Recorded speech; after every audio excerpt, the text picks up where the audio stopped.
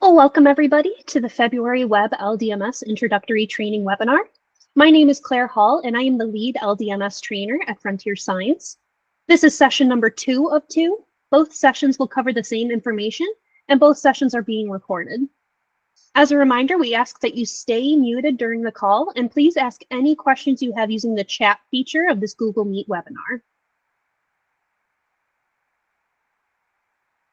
Today, we are going to briefly go over what is LDMS, important resources and contacts, special equipment, and then we will do our LDMS walkthrough. So who is Frontier Science? We are a nonprofit research organization with over 35 years of clinical trial experience. We act as a trusted data management and statistical center, and we provide software solutions for managing biological specimens. One of those pieces of software is the LDMS platform, or the Laboratory Data Management System, which is a comprehensive LIMS. The LDMS software is fully validated and compliant under 21 CFR Part 11, meets NIST and FSMA guidelines, and follows Frontier Science's software development lifecycle. The primary functions of LDMS are managing specimen inventory, configuring virtual storage, and facilitating data exchange between sending and receiving laboratories. Additionally, data can be exported from the system to Frontier Science, which can then be packaged and sent to other data centers as needed. The diagram on the lower half of the screen walks through how data comes in and out of LDMS. The LDMS workflow is multifaceted. Many clinical trial networks utilize LDMS to help track and manage specimens collected during studies. LDMS was designed for specimen inventory management, allowing you to accession your primary and aliquot specimens. You can create virtual storage that is representative of your physical storage configurations, and LDMS can help manage specimen shipping and related documentation by curating the data set that will accompany the physical specimens. LDMS will allow you to receive aliquot specimens from a sending laboratory, and LDMS can also capture certain testing results as well as generate exportable data sets for internal documentation or external use. LDMS is a web-based platform. This means multiple users can perform data entry in LDMS simultaneously, as long as they have a stable internet connection and access to a web browser. Users can view all data additions and updates as they occur, and data is actively being sent to the cloud data servers at Frontier Science in real time, and there is no need to back up or export your web LDMS database. LDMS is utilized by sample processing labs, testing labs, and repositories. Labs participating in their clinical trial networks will now have streamlined and standardized specimen data that is collated at Frontier Science into larger network databases. Data packages can then be sent to statistical centers or other data centers. If Frontier Science is your data management center, then LDMS data is compiled at Frontier in combination with submitted relevant clinical data for respective trials and studies. We will now review some important resources and contacts. First, we have project documentation. If you are participating in any specific clinical trial networks, project-specific guidance will be on our website, ldms.org, under a section called Project Documentation. This is where you will find specific memos, slides, documents, and quick reference guides, which are specific to the project or clinical trial network you are participating in. Next, we have our Frontier Science YouTube channel, at FSTRF Films. This is where you will find all of our previously recorded public-facing webinars that can be viewed at any time. These webinars can be used for refresher training, for self-training, or training new team members that join your staff. Next is the LDMS training team. They are going to be your resource to scheduling training webinars, and you can reach out to the training team at any time. Our contact information is listed here, ldms.training@frontierscience.org. The last resource is LDMS user support. User support is available 24/7 with the exception of a few US holidays. They are going to help with user account setup and provide new users with their login credentials. LDMS user support is also going to help with diagnosing any problems that you may be running into while utilizing the platform. User support can help troubleshoot label printing as well as barcode scanning, and you can contact them via email at ldmshelp@frontierscience.org, via phone, or via the Contact Us utility on the ldms.org website. Next, let's look at some special equipment you may need to utilize depending on the clinical trial network you are participating in.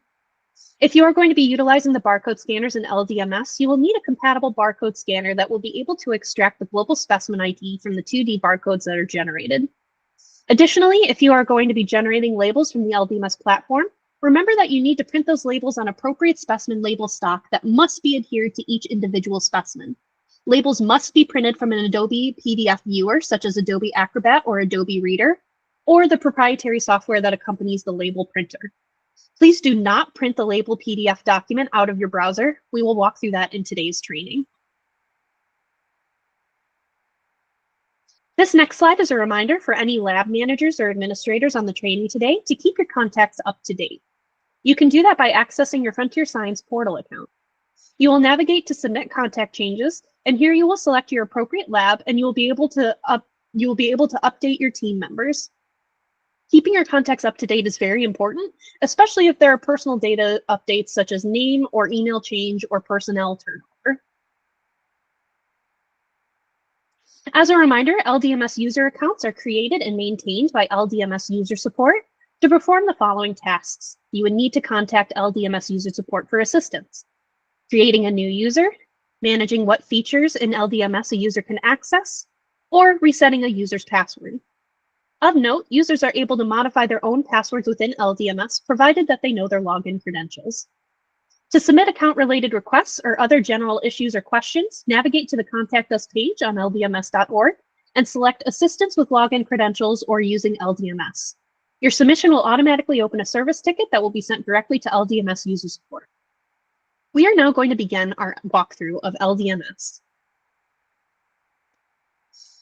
We can access LDMS in two different ways. The first is by navigating to ldms.org and clicking LDMS Login in that top right-hand corner. The second is by navigating to webldms.org in your browser of choice. We recommend that you use Mozilla Firefox, Google Chrome, or Microsoft Edge, as these are the three browsers that WebLDMS platform is validated on. I'm going to use my login ID and password to log in.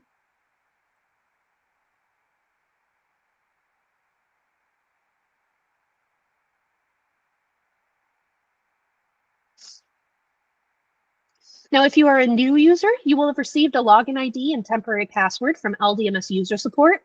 That temporary password will expire after 24 hours.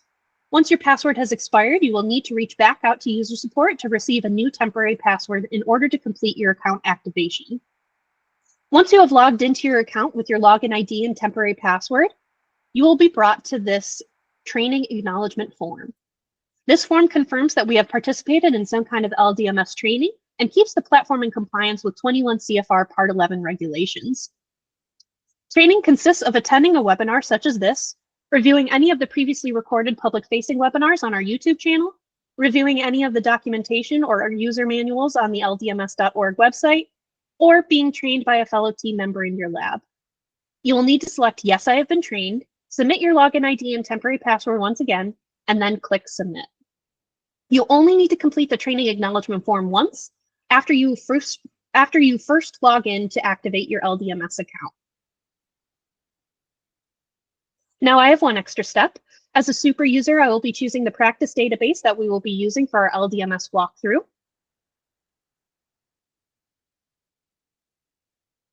Now when I click sign in, this is going to log us in and bring us to the welcome screen. When you enter LDMS, you are going to be brought to the welcome screen. I'm going to explain some of the features at the top of the screen here.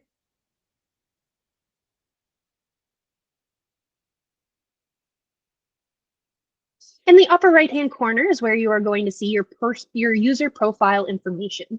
This will include your full name, your LDMS lab ID, and your time zone. Please make sure this information is correct and aligns with the user who is performing the data entry. To the right of the user profile information is the logout button. And by clicking the drop-down menu, you are able to change your password. If you need to reach out to LDMS user support, you can click the Help button here, which will direct you to the Get Help utility at ldms.org. At the end of your session, we ask that you log out completely and you do not allow your browser to save your username and password. This is not only an IT best practice, but as LDMS is recording all transactions that occur within the web platform, We want to make sure that there are no accidental logins by another user, especially in a lab where there may be shared workstations. We want to make sure that the individual who is performing the data entry aligns with the user profile that is logged in.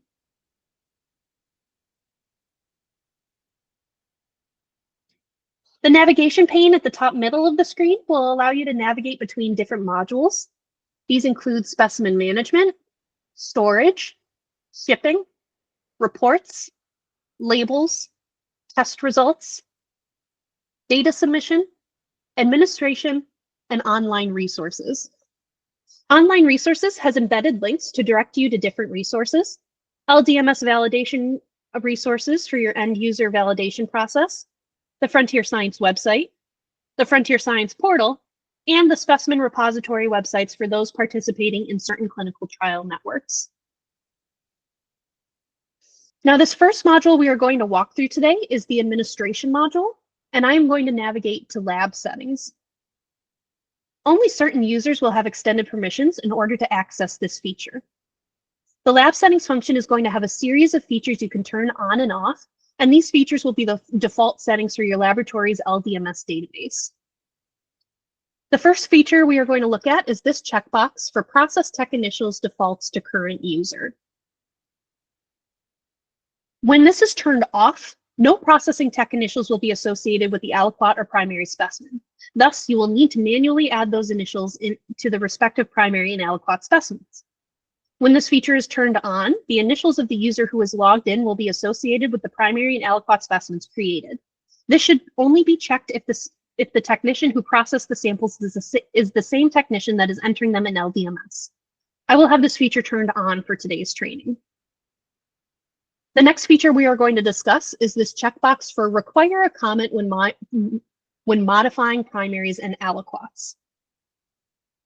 When this is turned off, a comment will not be required if a specimen modification is made. When the feature is turned on, modifications to primary and aliquot specimens will only be saved if a comment is also placed in the comment field. This is a change control process feature which we encourage teams to use. This is a nice feature to use in order to make sure that comments are added when any specimen changes occur. This can include a general post-processing update or resolving a data discrepancy in response to a query. However, we understand it can be a barrier to your workflow efficiency, and we leave it up to the lab's discretion if they choose to use this feature. I will leave this feature turned on for today's training. So our next module that we are going to be looking at is specimen management. The specimen management module is where specimens can be added to the database. These specimen records can be viewed in an index-like user interface that are organized under their respective unique participant. Participant records are dynamic, allowing users to see all specimen records associated with a study or visit. The specimen management function will allow us to view our specimen inventory. And again, specimen management is going to be organized by the individual participant records, which will have project and participant information at the top left corner of the record, and then showcase all of the visits and specimens associated with that participant. To navigate through the different participant records, we can scroll or slide for the individual participants. We can use our left and right arrows to move one record at a time. We can use our first and last arrows to move from the oldest to the most recently added participant. Or we can use the jump to participant feature if we know the project and participant ID. Now you can also utilize filters on the left-hand side of the screen to narrow down results. These filters include storage filters, shipment filters, specimen filters, visit filters, enrollment filters, and participant filters. Applying filters will reduce the number of records we are viewing based on the filtering criteria we have applied. As you can see, when I apply the project filter of Frontier,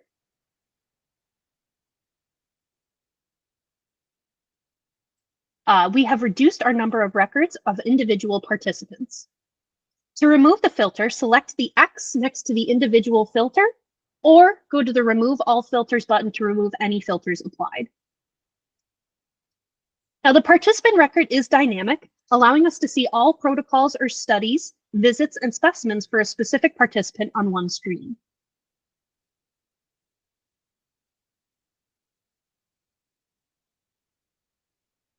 go. Now, the first level of dynamic functionality is going to be in the ID2 protocol study field. As you can see, there is a drop-down menu available showing me the different protocols this individual is enrolled in. If I select any of the protocols listed from the drop-down menu, we are going to see the visit grid, primary grid, and aliquot grid update, showing us those visits and specimens specific to the protocol.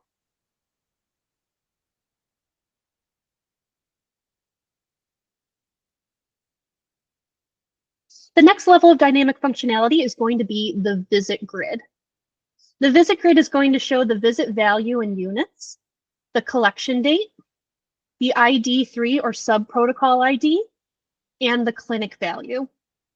And as I toggle between the two visits selected, you will see the primary grid and aliquot grid update showing us those specimens collected specific to the visit selected. Our last level of dynamic functionality is going to be at the primary grid.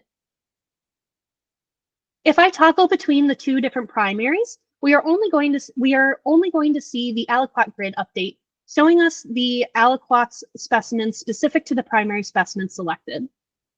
I'm going to select week 2, primary specimen number 4.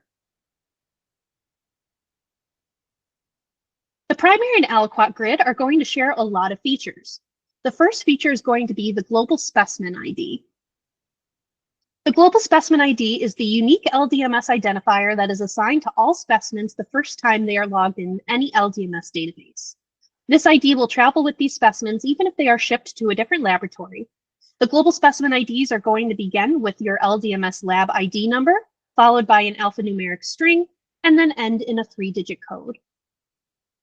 The primary specimen and aliquot specimens are going to be linked by their global specimen ID, and they will share the same parent upstream alphanumeric sequence and be differentiated by the ending 3-digit code. So all primary specimens will have a 000 ending, and all aliquot specimens will have a range of 001 through 999, allowing us to have 999 aliquots derived from an initial primary specimen. In this example, we can see we have 52 aliquots derived from this primary sample.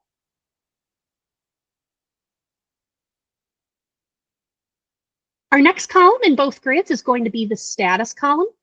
The status column is going to show us a series of icons that will either be colored in or grayed out. This will indicate to us any flags assigned to the specimens or the physical status of a specimen. When I hover over the different icons, we will get a text box telling us what that icon means. And we have the following icons. We have a gray or green circle showing if a specimen is physically available in our lab. We have a gray or blue freezer icon showing if a specimen has been assigned to the storage module of LDMS. We have a gray or yellow envelope showing if a specimen has not been shipped, is flagged for shipment, is on a pending shipment, or has been shipped. And a gray or brown clipboard, which indicates if the specimen has been assigned for testing. Now, the primary grid also has one extra icon, this dual figurehead. This icon indicates that the primary specimen has been co-enrolled between studies in order to reduce the collection burden on the participant. The primary grid will then have our collection details. This includes collection time, primary type, additive type, the specimen condition code, and the available volume and units. Similarly, in the aliquot grid, we have the derivative type, we have any sub-additive or derivative or reagent information, we have the specimen condition code, and we have the available volume and units. Now, we are going to accession specimens into the database, and we can do that by using the Quick Add feature within the Specimen Management module. Before I move on into showing examples of how to use Quick Add, are there any questions I can answer? I don't see any questions in the chat. Does anybody have any question they would like to ask? You can raise a hand or unmute. But if not, we will go ahead and we will move on. So from the Specimen Management drop-down menu, we are going to navigate to the Quick Add function.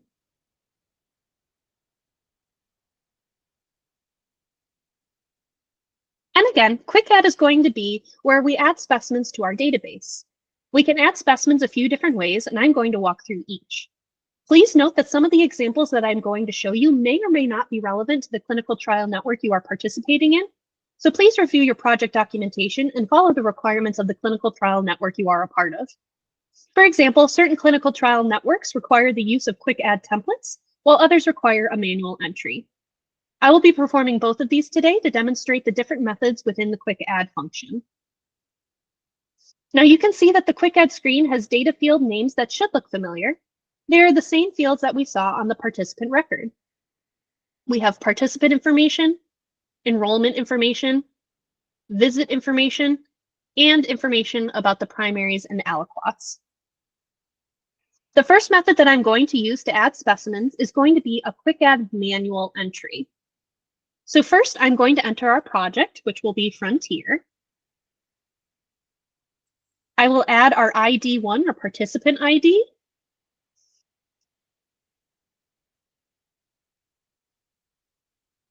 No, we don't want the A. There we go. Our protocol or study for the enrollment field will be Study 1. And I can either type in our study information, or I can utilize the drop-down menu as you just saw, depending on how your project is set up. Now I'm going to put in our ID3 information on your sub-protocol ID or record number. That is going to be ARM A. I will then choose our clinic value from the drop-down list. We are going to choose Clinic 1.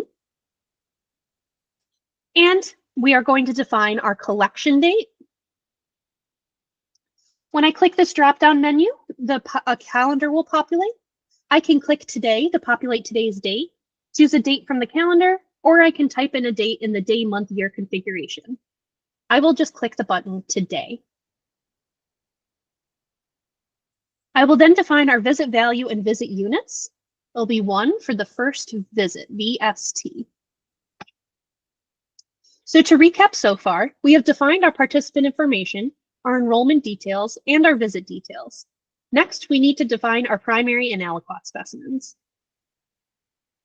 In the primary grid, there is this Add New button, which I am going to click, and LDMS is going to populate our first primary specimen. It is automatically going to populate as whole blood or BLD. If I need to, I can change the specimen type by clicking this drop-down menu, or typing in the 3-letter code defining our primary specimen type. If I hover over one of them, I'm going to get a text bubble indicating the definition of those codes. 3-letter codes are going to be used to define your visits, visit units, primaries, additives, conditions, and so on. And you can find the list of all of our 3-letter codes in the back of our user manual. In this example, I'm going to leave the specimen type as whole blood. The additive type is going to be EDTA, so we are going to put the 3-letter code of EDT.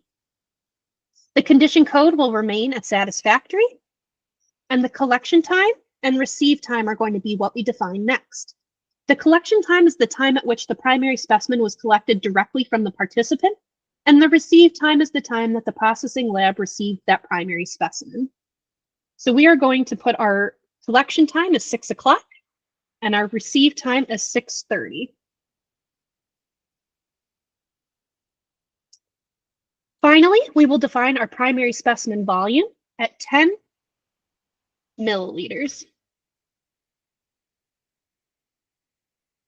Now we can see this grid down here says aliquots for primary number 1. I will click the Add New button twice. And this is going to allow us to create 2 different aliquot types as a result of primary specimen processing. First, I'm going to define the total number of aliquots. I'm going to create 3 of each.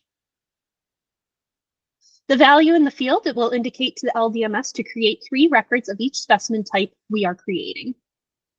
Now I will define our 2 different specimen types. Our first aliquot type is going to be a derivative type of PL2, or double spun plasma. Our sub-additive or derivative is going to remain not applicable.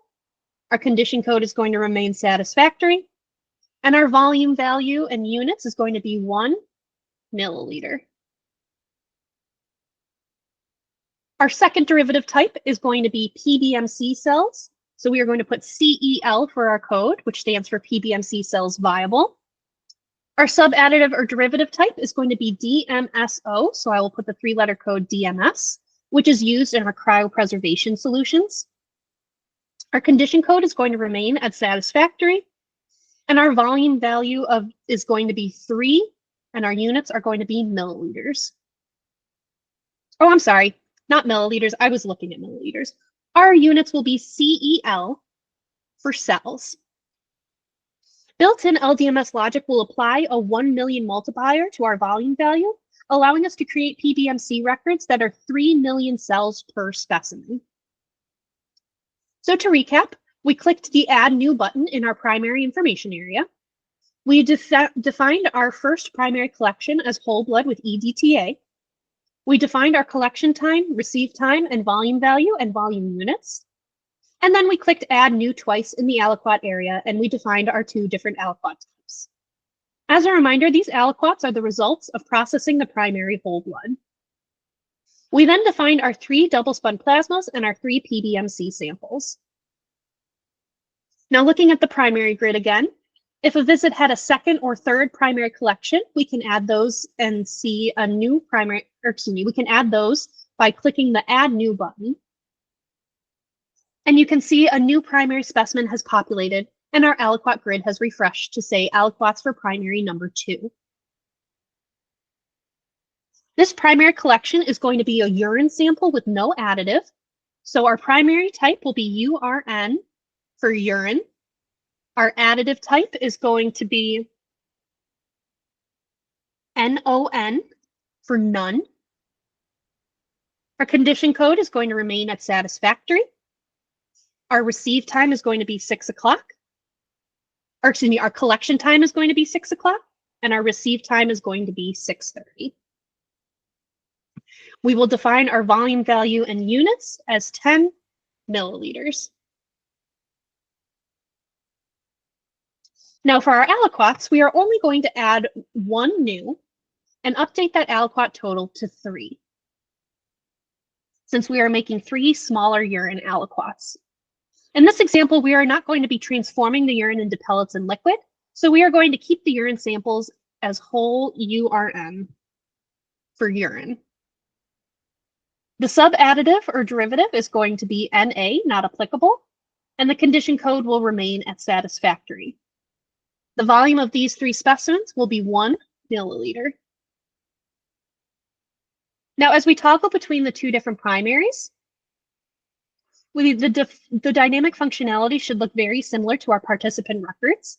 We are seeing the aliquot grid update showing us those aliquots related to the primary selected. Once we have put in all of our participant enrollment, visit, primary, and aliquot information, I can click the Add button at the bottom of the screen.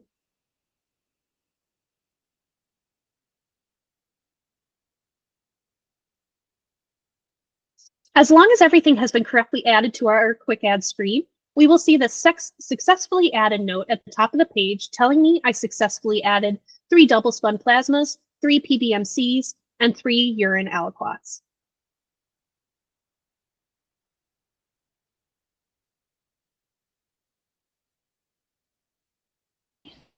From here, I am going to click the Print Labels button, which will allow me to generate labels for the set of 9 aliquot specimens we created. If I have accessioned specimens under a specific project, I may have default label formats predefined for me. But in today's example, I'm going to generate an LDMS label that includes a standard 2D barcode. So I'm going to change the format to ACTG spec barcode, and I'm going to change the size to size 19. Then I will click Generate Labels. This is going to create a PDF document, and as you can see, it automatically downloaded to our Downloads folder.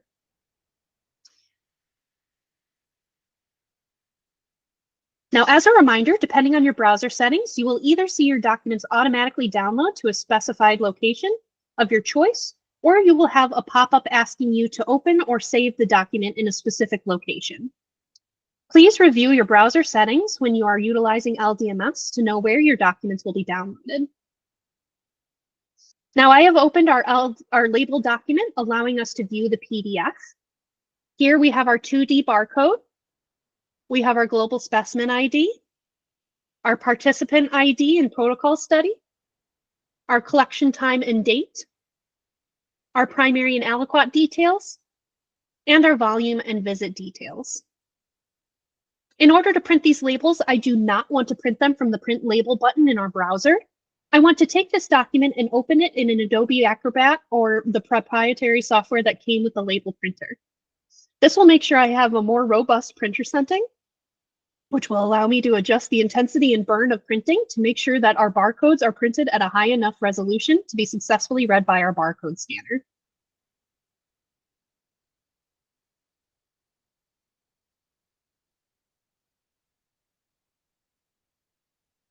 Now, once we have printed our labels, we want to verify that they have printed successfully before we adhere them to our specimens. So we are going to open a document or a notepad, and we're going to click in it and scan our barcode. So I have this Google Sheet open. I'm going to click into the Google Sheet, make sure my cursor is in there. I'm going to take my barcode scanner and scan the first barcode.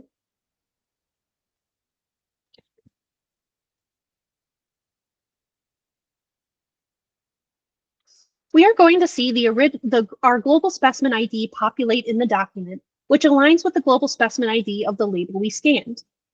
This is a note that any labels created prior to the version 11 release on February 23rd will have the FSQ control characters in front of the global specimen ID, which occurs when scanning a barcode outside of the LDMS platform. All labels created after the deploy of version 11 will not have the control characters, as you can see here. Verifying our labels have printed successfully will benefit us when we store specimens and perform the QA/QC process in shipping. It will also help prevent any issues downstream with receiving laboratories who may be using barcode scanning to confirm import of your specimens after shipping. I will move these barcodes off the screen as I already have, and we will navigate back to the LDMS platform.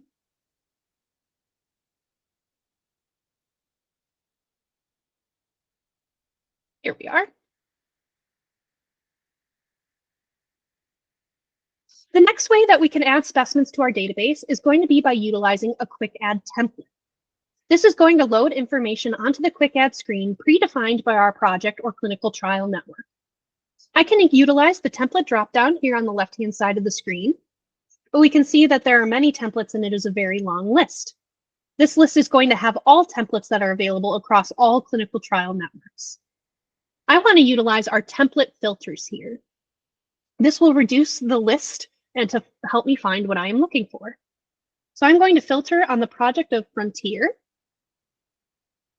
And when I click the drop-down menu, we can see that list has significantly reduced. I'm going to choose our Visit To template. LDMS is going to ask if I want to load the template data. When I click Yes, LDMS is going to populate the information here onto the quick add screen and clear out any information we may have already started to add. You can see that the project has been populated, our study has been populated, our visit value and visit units have been populated, and then our primaries and our aliquots have populated as well. Here is our whole blood with EDTA, and this is going to become double spun plasma and PBMC cells. I can toggle between the two different primaries, and here is the urine collection that has 3 smaller urine aliquots.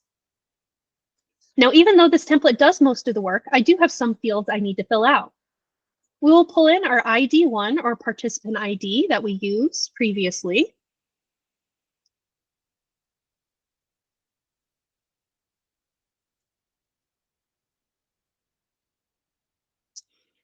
We used 26, but that's okay.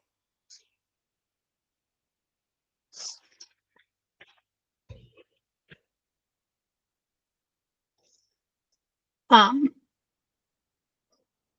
right, there we are. So I've put in our ID1 or our participant ID, and we will put in our ID3. In this case, it's going to be arm A, and our clinic value is going to be 1.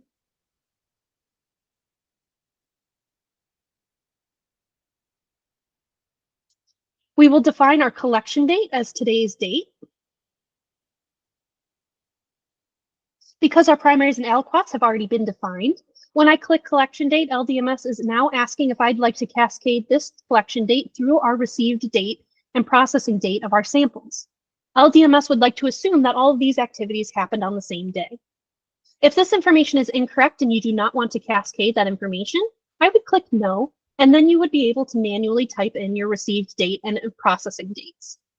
When I click yes, we will see that the collection date and received date were populated with the same value.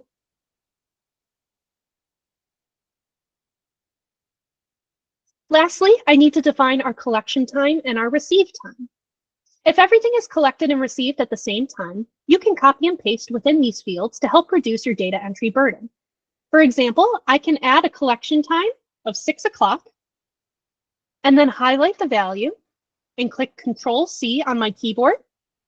And then I will click in the other box and click Control-V to copy and paste that collection time into the second primary. I will do this again for receive time. I will put 6:30. I will highlight, hit Control-C, click in the other box and hit Control-V. Now we have used the copy and paste feature to add our collection time and our receive times.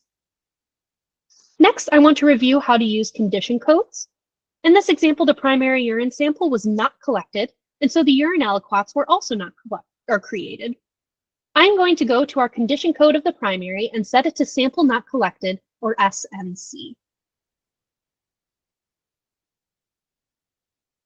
Sample not collected.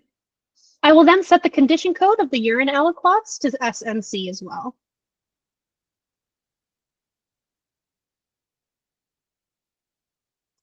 I'm going to still have a record for these 3 urine samples, but there are going to be 3 available samples that were not created.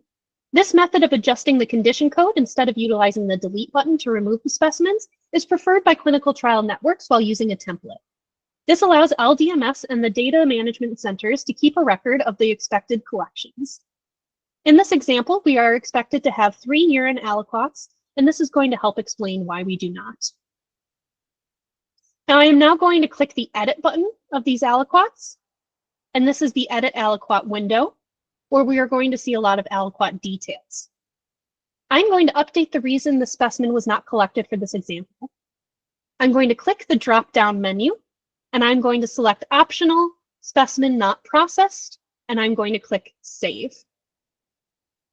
This comment will be associated with each of these 3 urine aliquots, and these specimens will be physically unavailable, but there will be a record of them, which I will show you in a moment. Clinical trial networks will usually have a condition code workflow or flow chart describing the scenarios in which certain condition codes are being used and the appropriate scenarios to use them. Please refer back to your project documentation to make sure that you're utilizing the condition codes appropriately. So to recap this part, I applied a project filter to help me find my templates. I then chose our templates from our template drop-down list, and we confirmed that we wanted to load the template data. Then we put in our participant ID, or ID3, our clinic, our collection date, our receive date, our collection time, and our receive time. Therefore, I didn't have to put in as much information as I did with the manual entry example.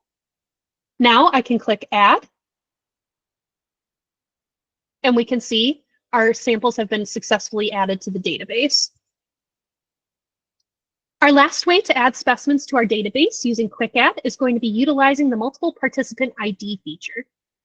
First, I'm going to utilize a template. So we are going to filter on the project of Frontier, and we are going to use the template for visit 3. We are going to say, yes, we want to cascade these changes. Now I can add a participant. So again, I'm going to add the one we added earlier. Now I'm going to utilize a list. I have a Google Sheet document that has 3 additional participant IDs of those who are coming into the clinic today, and I'm going to save this as a CSV file. So quickly, I'm going to change these to 26 because that was what our initial specimen had, was 26. That's okay. So we are going to download this as a CSV file. We can see that downloaded.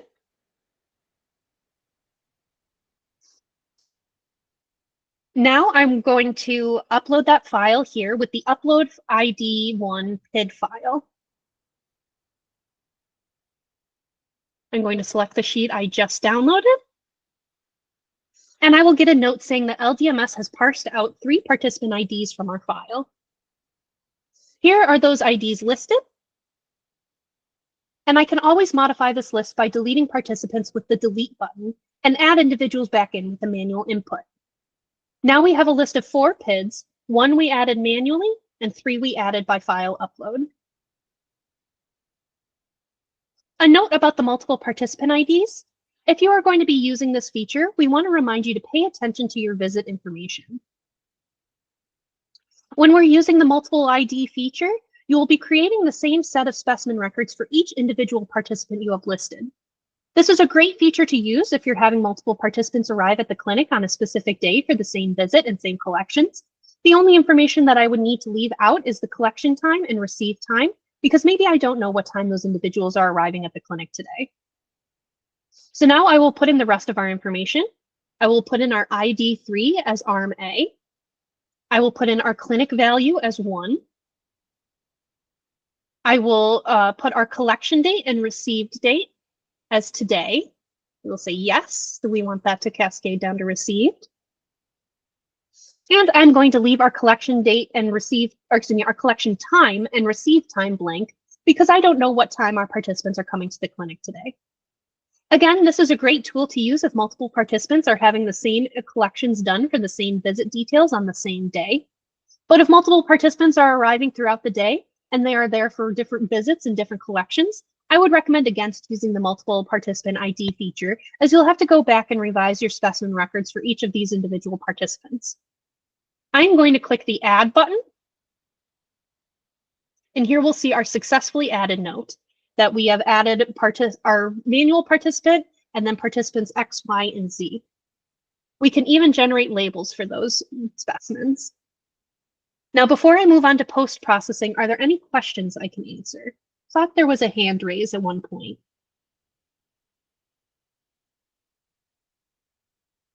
And also, again, if you have any questions that you think of as I'm going through my explanations, please feel free to just put them right in the chat and I'll get to them when I get the chance. But I don't see any questions popping up. So we will go ahead and we will move on to post-processing. So I'm going to navigate back to specimen management. And we will look for the records that we have added through our different examples today. In order to find our specimens quickly, I'm going to utilize visit filters, and I'm going to search on collection date. Then I will click Add.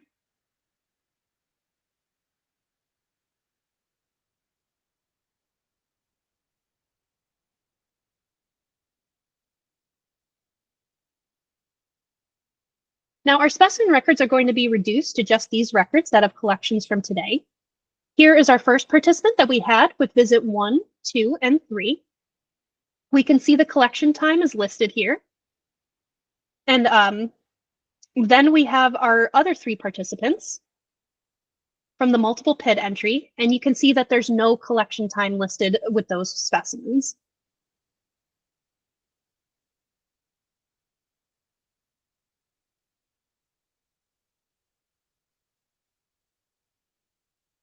Now, navigating back to our first participant, and we click on visit 2. Here we are. We'll click on visit 2, and we will look at our urine primary. This is the visit where the urine aliquot samples were not created. You can see the status column in the aliquot grid showing that these specimens are not available. We do have the record of the expected collection and the condition code SNC, sample not collected, assigned to these aliquots. We also have the reasoning for why the specimens were not created.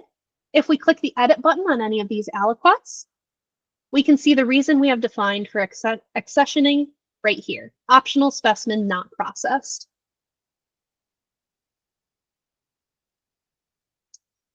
For our next example, I will navigate to visit 3, primary specimen 1. which is our whole blood sample, or BLD. And we are going to look at some of these double-spun plasma examples. We've added our records to our database, and our next step is going to be performing post-processing on those samples. And we can apply post-processing a few different ways. The first is going to be going to the edit menu of the primary specimen that does not have a collection time and a receive time. So this does not have a collection time. We're going to click edit.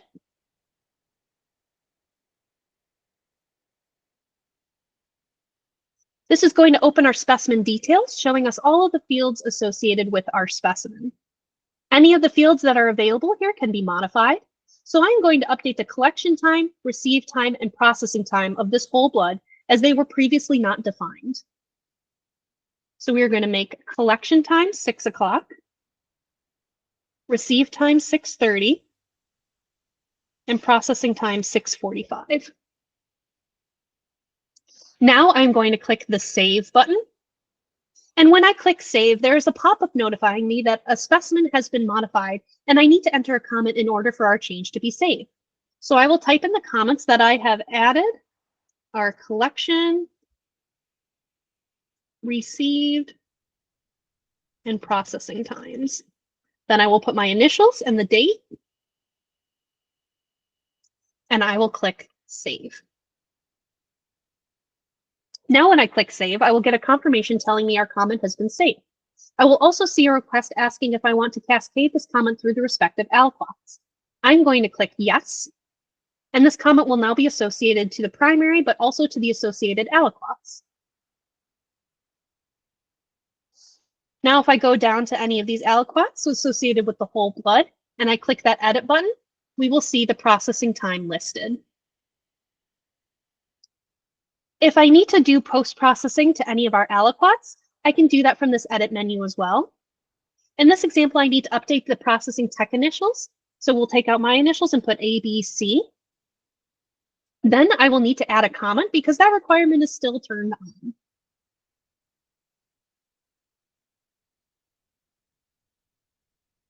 I've added my initials and the date, and then I'll click Save. Now I'm getting a pop-up asking me if I want to cascade this change I made to this aliquot to the other aliquots.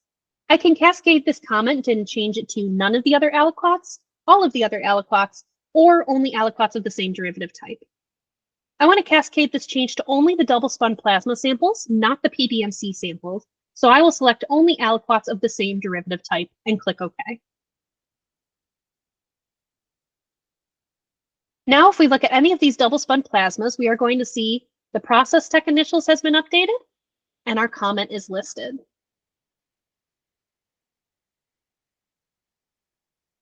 This is true for all 3 of the aliquots. The other way to update aliquots simultaneously is to multi-select by clicking the Control key and highlighting all the samples you are interested in evaluating. In this case, I will select all of my PBMC samples by clicking that Control key, holding it down, and clicking all 3. So I've selected my 3 PBMC samples, and I will now click the Edit button. You can see in our edit window, it looks a little bit different as all of the fields are grayed out. However, there are checkboxes next to each field. In this example, I will update the available volume by checking that checkbox. I'm going to change the available volume from 5 million to 3 million. And lastly, I will need to add a comment. So I updated available volume, put my initials and the date. Then I will go ahead and I will click Save. Now this time you will notice that I did not have a pop-up asking if I wanted to cascade that information through the aliquots because I did a multi-select feature. If I click Edit on any of these PBMCs, we are going to see our updates. Here we can see available volume is 3 million, and our comment is listed. Other features of our participant records are going to be the drop-down menus next to our edit buttons. This will allow you to assign tests to any of the specimens, mark your specimens to ship, or print labels for each individual specimen as well as your primaries. Specifically for our PBMC samples, we have one additional feature, that is the cryopreservation details, which you can add here. This is just additional information around PBMC samples. In this cryopreservation utility, I can click Results Obtained, and then fill out any additional information around HIV status, primary specimen details, aliquot details, and technician details. Any changes I make to this screen, I want to click Save in order to implement these changes.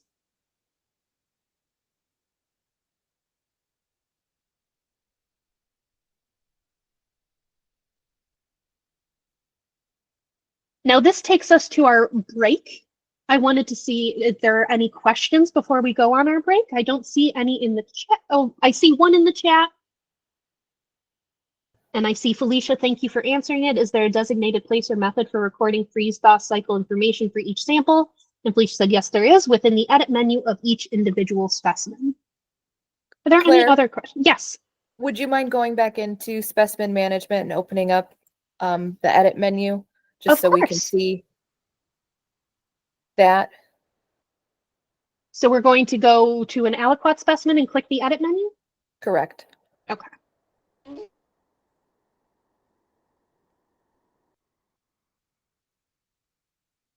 So if you zoom in a little bit, on the lower left-hand side, there's a field called thaw count, and so this would be where you would track your freeze-thaw cycles. Here is in that thaw count field. Thank you so much, Felicia.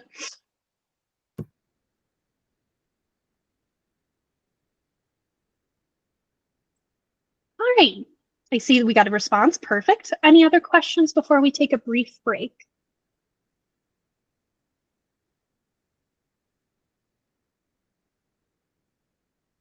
All right. Well, we are going to take a 10-minute break. At about 1:07, we will come back together and we will get the rest of our demonstration completed. But for now, we will take part in a 10-minute break. And of course, if you have not already, please take a moment to put your lab number and your full name, all participating members, in the chat. And I see we have a raised hand. If you have a question, please feel free to unmute or type it in the chat, whichever you're more comfortable with. Yes, Claire, how are you? Hello. Yeah, so this is Eric from Lab 3012. Okay. And I had a question on something that you had presented on regarding the labels. You had a question on the labels, you said? Yes, so for us, our site, we just install the printer.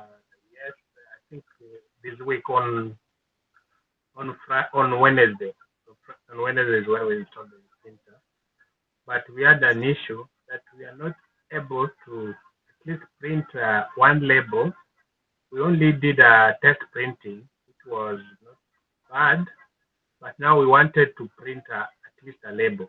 But we realized that LDMS, it doesn't have a training where you can just train and enter some maybe arbitrary samples, then print, then delete. So that is where I had the issue. Is there any way that we can do that, or we can just enter and do a comment so that it's not treated as a real sample for the protocol, or we only have to print that time that we will start the study? Maybe next is when we start with the printing, because at least we wanted to do a printing so that we are ready, because we are most likely to start that. I apologize, you were cutting out just a tiny bit. So just to make sure I understand what you were asking, you're asking about printing labels after you've tested the labels? I'm not quite sure I understood. I apologize. It was cutting out a little bit. Yeah, this is the first time we are using LDMS. as a site. Okay. And during the training, we have been attending the LDMS training last year, and now we just installed the printer on Wednesday.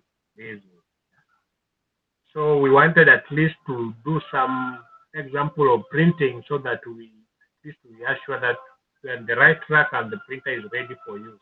Not that when the participants start coming is when now we test. So we don't have that provision for kind of training. So I apologize. Okay, so Training you're asking if you can receive training on how to print labels. Is that is what you're saying then, because you're not sure? Just doing it practically on our platform on that LDMS using our lab ID. But now we just do like a wet run.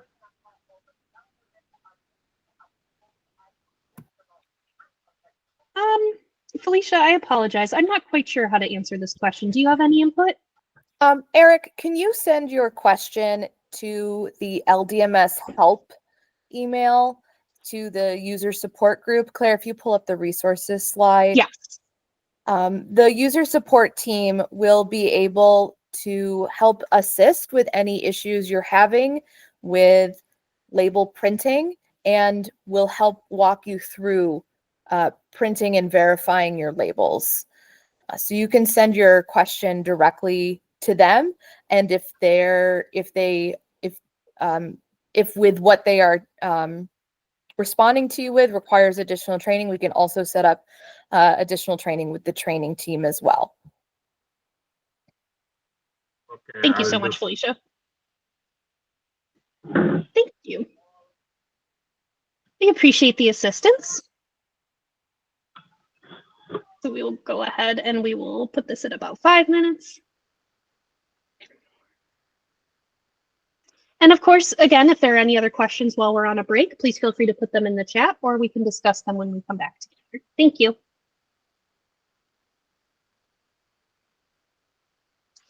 All right, everybody, welcome back. I hope you enjoyed your little bit of a break there. I saw several people putting their lab number and the full name of all participating members into the chat. Thank you so much for doing that. If you haven't already, please make a point of doing so. I did not see any questions in the chat. I just saw, there we are. I just saw some people putting in their names, so perfect. Doesn't look like we have any questions right now.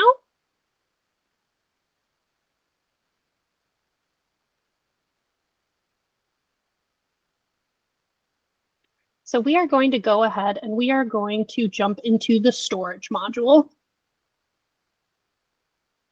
So this storage module can be accessed from the navigation pane by selecting Stored Samples under Storage.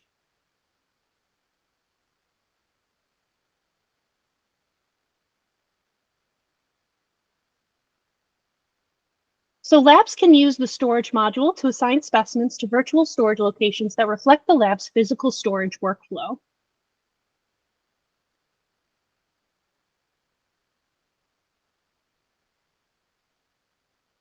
The storage tree functionality allows users to visualize how specimens are stored in containers, which can be stored in a rack, on a shelf, in a freezer, and so on.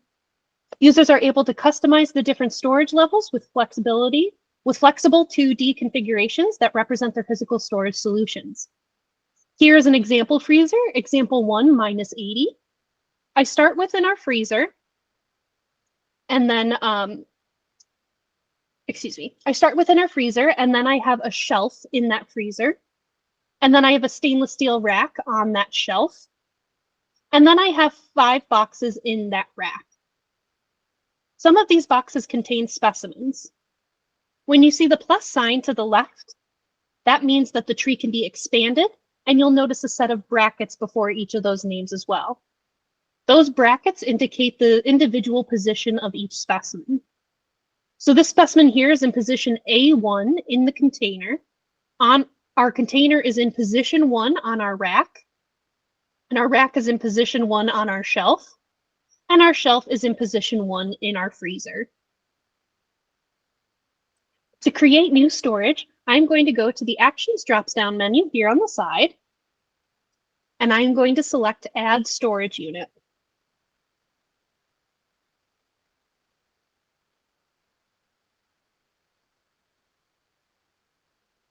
Now this is going to allow me to create a new storage unit that is going to be a freezer, a refrigerator, a liquid nitrogen tank, and so on. So we will name this freezer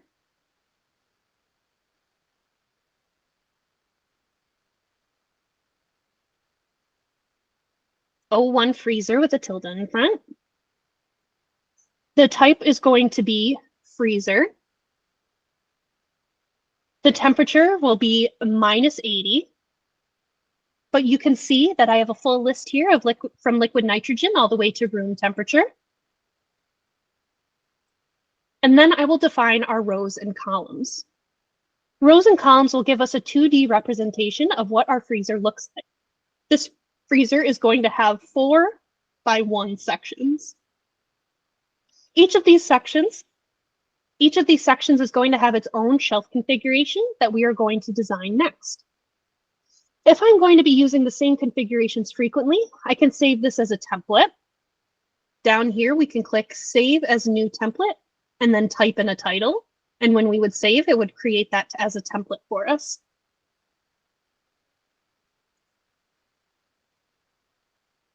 But for now, I am just going to click Save, and we will create our freezer at -80. And here it is right at the top.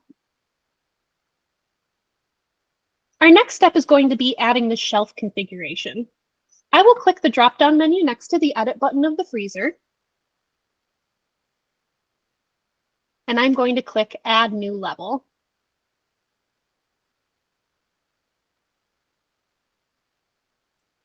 If I have a template available, I can use that.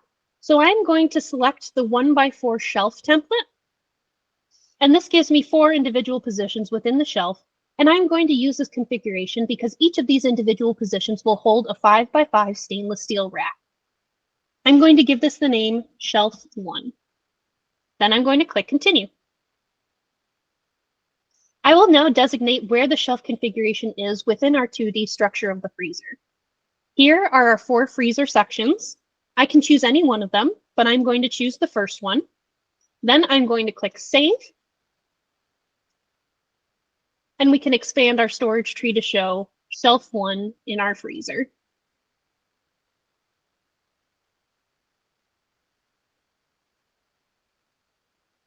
Our next step is going to be adding a stainless steel rack to our shelf. From the Edit dropdown for Shelf 1 specifically, not the freezer, we are going to click that Edit dropdown and we are going to select Add New Level. Again, I am going to use a template, so I'm going to choose the 5x5 stainless steel rack, meaning that I have 25 available positions here. I'm going to give this the name Rack 1, and I'm going to click Continue. I will now choose where the rack resides within our shelf. Here we have our 4 positions that our shelf has, and I can choose any of the 4, but I'm going to choose position 1 for this example, and I'm going to click Save.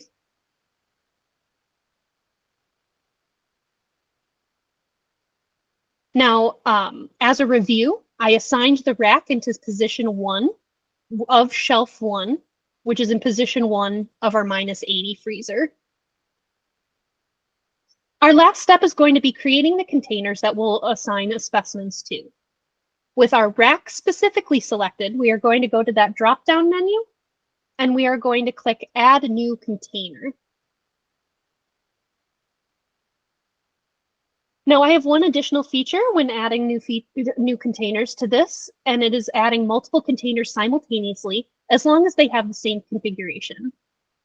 I'm going to add 6 boxes, and I'm going to do our template for a 9x9 numeric alphabetic box. As you can see,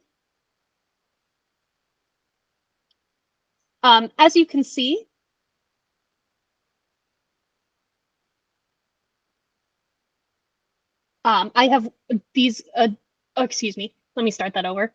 I'm right now in our positions only section. Selection is turned off, allowing me to apply row and column labeling as well as the number of rows and columns. Now this box currently has numeric alphabetic labeling configuration, giving me a coordinate pair system for our 81 individual positions. If I want to, I can adjust the column labeling as well as the row labeling choosing the appropriate nomenclature that best fits the workflow in our lab. I can also turn positions only back on, and that will give me the 81 individual positions. However, I'm going to have positions only turned off for this example, giving me those coordinate pairs. The last step I want to do before I click continue is review the fill order of our box. Whoops. The fill order is a set of instructions we give LDMS to automatically assign specimens or containers to the next available position. And we want the fill order to follow our physical work or workflow. Left to right, top to bottom is pretty standard for a 9x9 cryo box such as this. Starting in position A1, we'll work our way across the top of the box and then all the way down with our last position being I9. However, depending on the specimen type you are storing, you may want to adjust the fill order in order to reflect how you're placing specimens within the container. For example, if you are stacking them on top of one another, say they are dried blood spot or test tubes, dried blood spot cards or test tubes, you may want to do bottom to top, etc. So it's good practice to always review your fill order before you create your containers. Now I will click continue. I will update our box name to O1 box 1, and I am going to utilize the autofill all from selected position feature, which will allow LDMS to automatically fill the rack by following the fill order of the rack and placing our 5 boxes in positions 1 through 5 without me having to click continue and confirming each individual position, therefore saving me time and effort. Now I will click continue.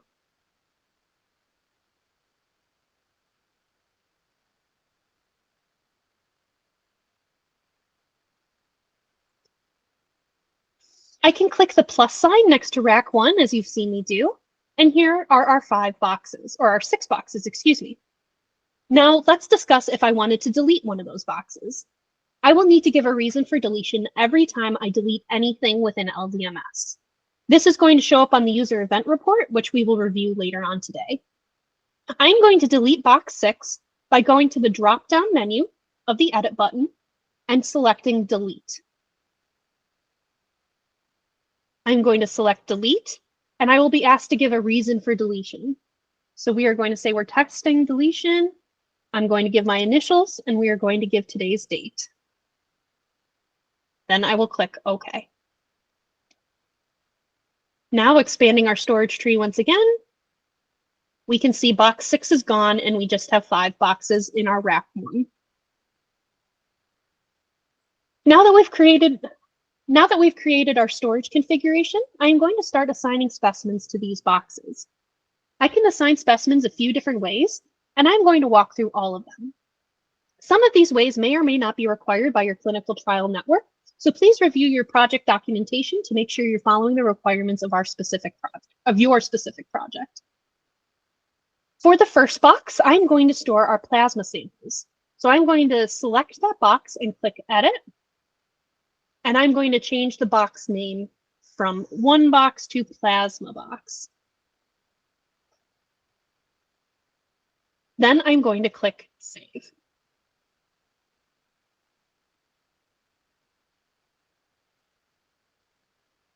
And here we have our plasma box. Now to store specimens, our first method is going to be manual storage. I'll go to the drop-down menu of this specific container and click Store Specimens. This pulls open the specimen picker window that we saw earlier. Now here we see that we can utilize some filters. I will remove the ones that are applied. But here we can see the same set of filters we saw in specimen management.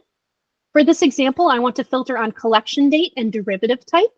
So we're going to go to Visit Filters, mark the collection date as today, and click Add.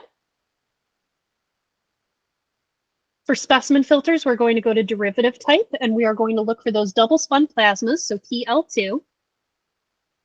There we are. And because I only want to store the double spun plasmas. I don't want the PBMCs or the urine. So now, with these 2 filters, we can see that we've narrowed it down to 33 results. If you look at the ID1 column, you can also see that this is across multiple participants as well. So I can take my participant's name, I can highlight it, and I can filter on participant ID as well.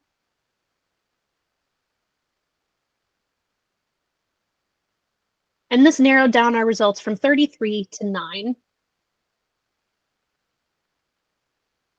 By scrolling back and down to our pick list here, you can see that I have only those 9 samples. So now I can either click Select All, or I can click these individual boxes on the left to select individual specimens. I'm going to select the first 3 specimens for this example and click Continue. Next, I'm going to use the autofill feature and assign these specimens to positions A1 through A3 and click Continue. Now when we expand our storage tree, we are going to see our plasma box has a plus sign next to it. And when I click that plus sign, we are going to see those 3 specimens we just put in there. The second way that I can assign specimens to storage is by using the barcode scanner. For this example, I'm going to store our urine samples in box 2. So I'm going to highlight box 2 and click Edit.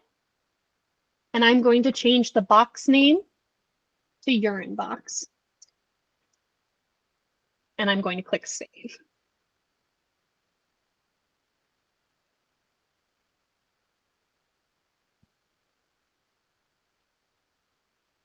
Now with our urine box selected, if I look in the upper right-hand corner of the window, I'm going to see a plus sign over a barcode. This tells me that I can store specimens using our barcode scanner. You can see when I hover over with the mouse that I'm getting a text bubble telling me that I can scan our barcode to store our specimens or move our specimens. If I go to our rack, shelf, or freezer level, you're going to see that plus sign turn into a magnifying glass.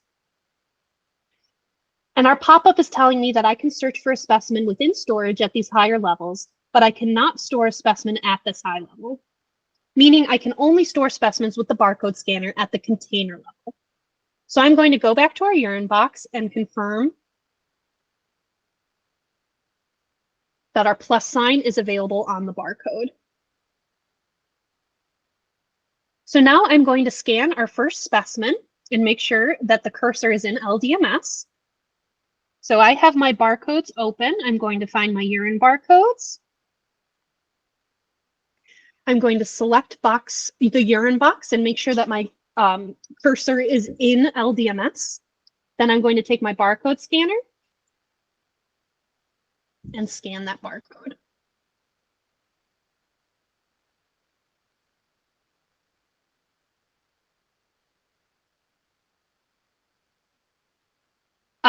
So when we scan our specimen, the selection positions window is going to open up, and I will confirm that the specimen is going to be in position A1 and click Continue. I'll then get a note telling me that the specimen has been stored, and I can do this again with our second and third samples. So I'm going to have the box selected. I'm going to make sure my cursor is in LDMS, and I'm going to scan my barcode. I've confirmed this is going in position A2, and I'll click Continue. I get my note telling me that it has been stored, and we'll do this once more. I've confirmed it's going into position A3. I'll click Continue. And we have the note that our urine specimens have been stored.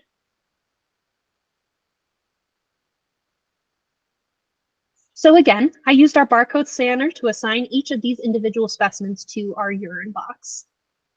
Next, I will demonstrate adding more specimens to a box by using the auto assign function. For this example, we will rename box 3 the PBMC box.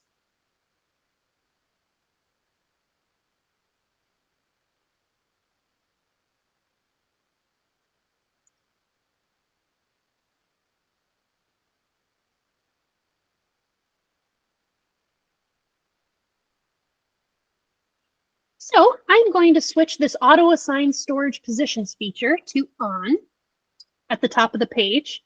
And then I'm going to expand our storage tree and select our PBMC box. So I'm going to go to the drop-down menu of the PBMC box, and I'm going to click Store Specimens. First, I'm going to replace the PL2 derivative with the PBMC derivative for CEL. We'll go to specimen, we'll find derivative type, we'll put CEL for PBMC cells, and we can see this narrowed down to 9 results. I'm going to select the first 2 PBMCs and click continue. Now, as soon as I click continue, those are going to be automatically stored in that box because the auto-assign storage positions feature is turned on. Now, if I want to repeat the process by using the barcode scanner, we can see we are going to do our last PBMC sample. I'm going to select the PBMC box, and I'm going to scan the barcode. We got our pop-up telling us it was stored. Notice that the selection positions window does not populate for either scenario. This is because when the auto-assign is turned on, the next items will be automatically stored in the next available position. This helps with your efficiency and timeliness as long as the fill order follows your workflow. However, it is going to give you a lack of control. So if you need to move items around to specific locations within a box or create spaces, you may want to turn off the auto-assign feature, as you will have more control and flexibility on assigning items. Now that we have stored items, we can move our items around. There are a few different ways we can move items. The first way is going to be moving individual items. So let's go to the Edit dropdown. Let's look at our plasma box. And we'll go to the Edit dropdown. And we can select Move this item. I can do this for specimens, for boxes, for racks, and for shelves. In this example, I'm going to move the first plasma sample out of position A1, and I'm going to move the specimen down to box 4. So I have the first specimen selected. I'm going to choose Move this item.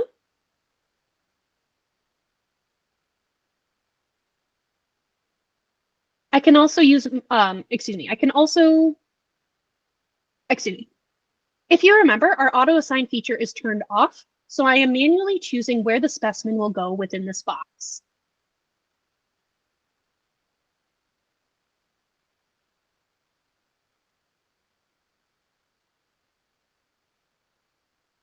I'm going to select box 4. I'm going to select position A1, and I will click continue. Now, when we expand our storage tree, we can now see a plus sign next to box 4, and that plasma sample is right there. We have confirmed that this is in position A1 of box 4, and it has been moved out of position A1 in the plasma box. Now, I can also move specimens using our barcode scanner.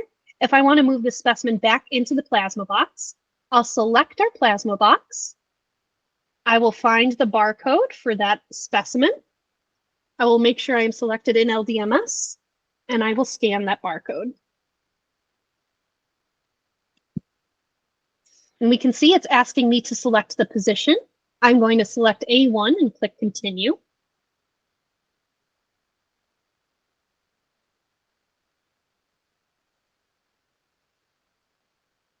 There we go. Now we can see that box 4 no longer has a plus sign next to it, indicating that it is empty, and position A1 has been refilled with that plasma sample. Now, if I want to move multiple items, I can go to the Actions drop-down menu at the left, and I can go to Move Storage Items. This pulls open our storage tree window. And in this example, I am going to move all of the specimens out of our plasma box and move them into box 4. So I'm going to open up our plasma box and select the individual specimens, not the box itself. If I selected the box itself, I would be moving the physical box instead of just the specimens inside. Next, I'm going to click Next at the top of the screen. And now I'll choose their destination.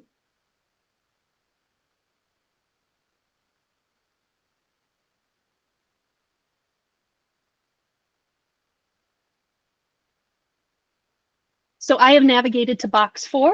I'm going to select box 4. And I will click the autofill feature. And it will automatically fill the box from position A1. Then I will click continue.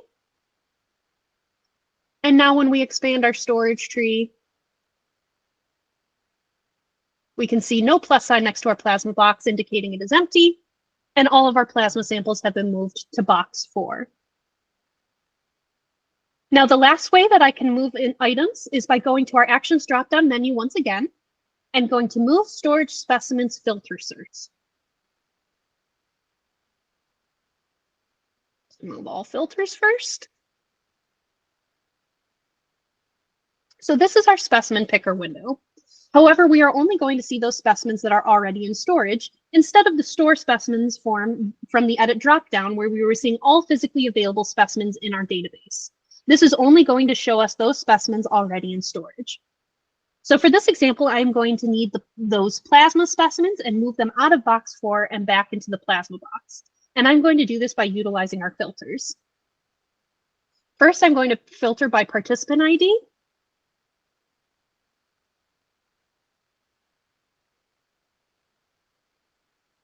And when I filter by participant, we will see our double spun plasmas, PBMCs, and urines.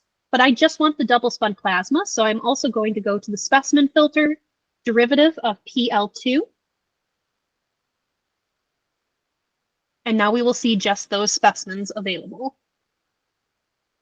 So I'm going to select the checkboxes, and this will allow me to move these 3 specimens out of box 4 and back into the plasma box. Once I click continue, I'll choose our destination, which is going to be the plasma box. I will click select. And then again, I'm going to select that autofill feature so that they will fill the box from position A1 on. Now all of our specimens have been moved back into the plasma box. We can see box 4 is no plus sign indicating it's empty, and the plasma samples are back in the plasma box. Now I can also generate some reports from storage. The first report we are going to generate is at the box level. So I'm going to go to our plasma box and I'm going to click edit. And we will see this reports button right here in the upper right part of this box. So I'm going to click on this downward arrow, and in the drop box that appears, I'm going to click container report.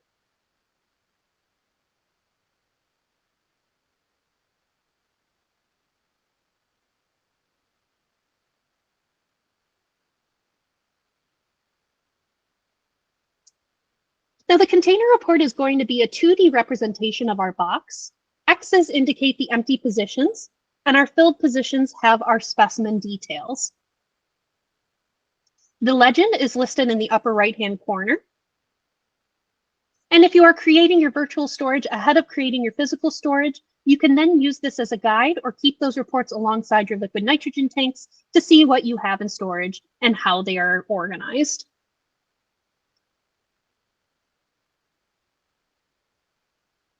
The next 2 reports I'm going to generate are at the freezer level. So we're going to go to our freezer and click edit. We will see that that reports button is available in the upper right-hand corner. We'll click the drop-down menu, and we will see that we are going to generate the storage detail report and the empty storage locations report. So first we will do the storage detail report.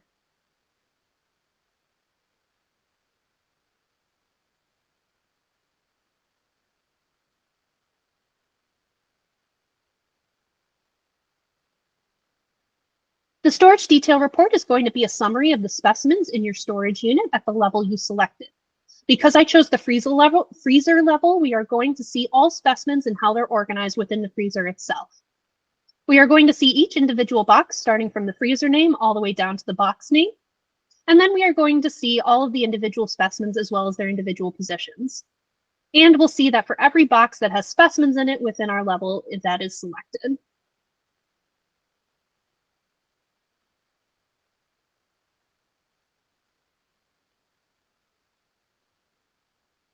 Now we are going to do the empty storage locations report.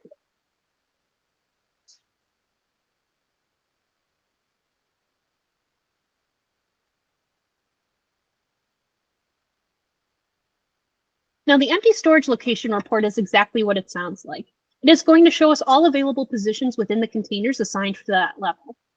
For example, we can see boxes 4 and 5 are completely empty, with positions A1 through I9 available.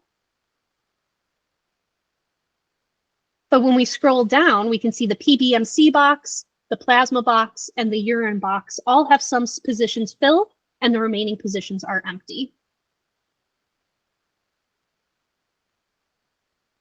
The last report we are going to generate is the Print Storage Action Report from the Actions drop-down menu. Print Storage Action Report. Now, the Storage Action Report is going to be a running log of everything you've created and everything that has moved or been updated in location within the storage module. And you're also going to see who performed those actions. So we are going to go by a date range for today.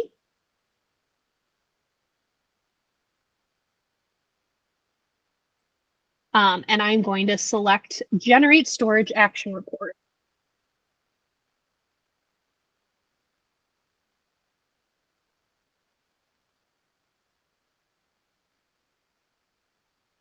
For example, we are seeing these actions that we performed during this session on this report, and we are seeing who performed that action and the date that it was performed. This is a helpful report if you have multiple users in the storage module performing transactions simultaneously, because it allows you to see the transactions that have occurred by your team members. Now, the next thing I want to do while we are in storage is I'm going to utilize our mark to ship filters. Or excuse me, our mark to ship flags. I'm going to apply these filters to boxes and specimens within the storage module, and then we will use this filter to find our individual specimen or container within our shipping module to build our shipment. So first, we are going to mark our urine box for shipment. The mark to ship flag will be found by going into the drop down for the edit button, selecting mark to ship, selecting that mark to ship checkbox and clicking save.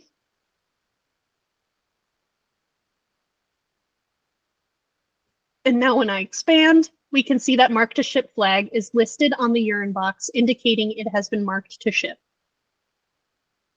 I am now going to flag our plasma and our PBMC samples in their respective boxes. So I go to the edit dropdown and I click mark to ship and save. And we're going to do that for the rest of our plasma samples. We can see that mark to ship flag is on the first sample.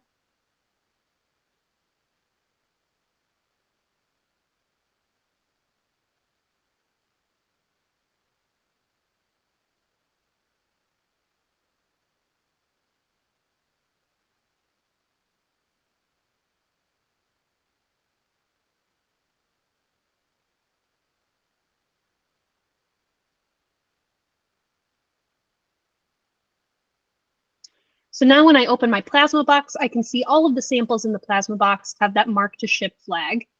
And we are going to add this to 2 of our PBMC samples as well. So in the edit drop-down menu for the PBMCs, we are going to select mark to ship.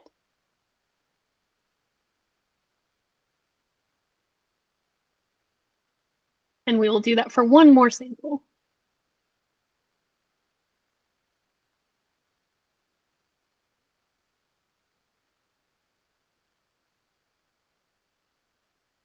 Now we can see our urine box has that flag for marking to ship.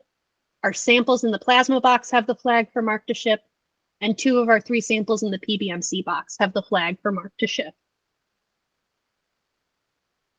Now, before we move on to shipping, are there any questions so far? Thought I saw something in the chat.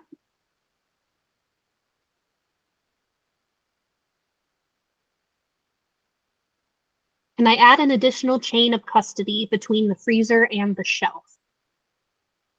Now that I'm not sure about. Felicia, do you have any input on that? Can you expand further on what you mean by chain of custody between freezer and shelf? It's assumed that the shelf is within the freezer, and your LDMS database would demonstrate that you are the owner of those samples. We do have chain of custody when it comes to shipping and importing of samples. So you will see who created the samples and then who receives the samples, but we don't. The only other thing I can think of is the end user who may have assigned the specimen to storage, which you would be able to see within the transaction log, but would not sort of be readily available looking at the specimens within the storage module. If you could expand your question in the chat or send the LDMS training team an email about your question, we can hopefully send you a response with additional details that I might not be able to provide at this moment. Thank you, Felicia. And I see we have one more question. So my question on labels printing, is there a printing trial that I can use prior to protocol activation as part of in-house practices training to ensure we are ready? So if you would like to have training on printing, you are more than welcome to reach out to LDMS training. And I can pull up the contact information once again. So you can contact ldms.training@frontierscience.org. And we can go ahead and we can schedule a training with you to make sure you're fully ready for doing what you need to do. To add to that, Eric, yes. When you send that email, please include this question that you have written, but also request access to a training database. Then you'll have dummy data to practice generating and printing labels that are for fake specimens, and it will not impact your live database that you're using for trials. So please email us and specifically ask about access to a training database. Thank you for that, Felicia. Thank you. Thank you. I don't see any other questions in the chat. So we'll go ahead and we'll keep moving on to shipping just to make sure we're okay on time. But please, if you have any questions while I'm going through, please just put them in the chat and we will get to them when we can.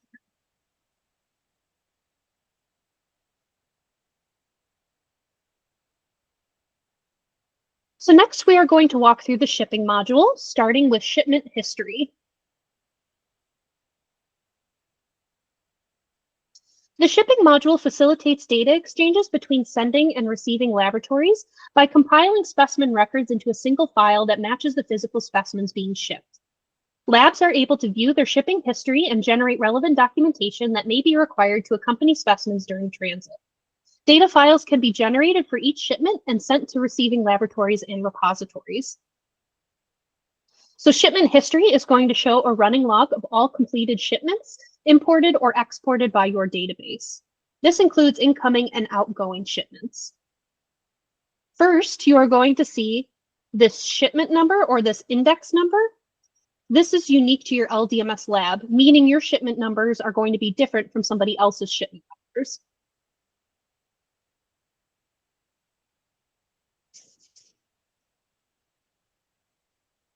Now we are also going to see the shipment type, meaning whether the shipment was sent or received.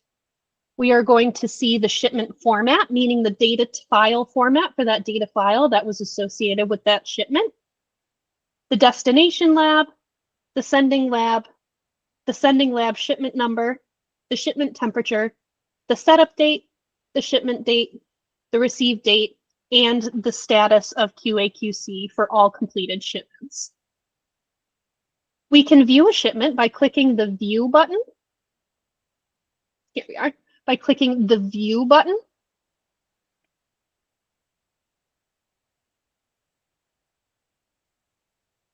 Which will provide us our general information, our shipping destination information, the contact at the sending lab, the shipment notes, and the shipment contents.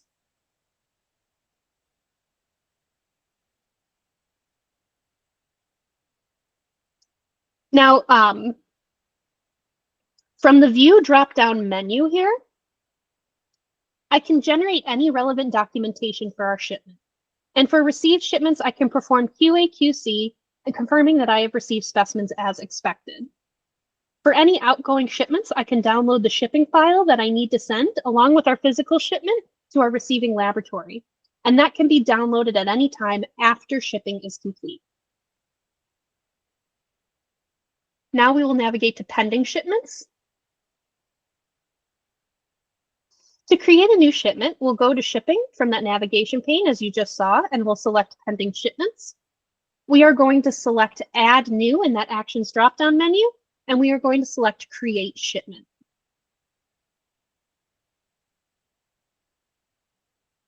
In our general tab, we are going to choose our intended shipping date, which we are going to make today.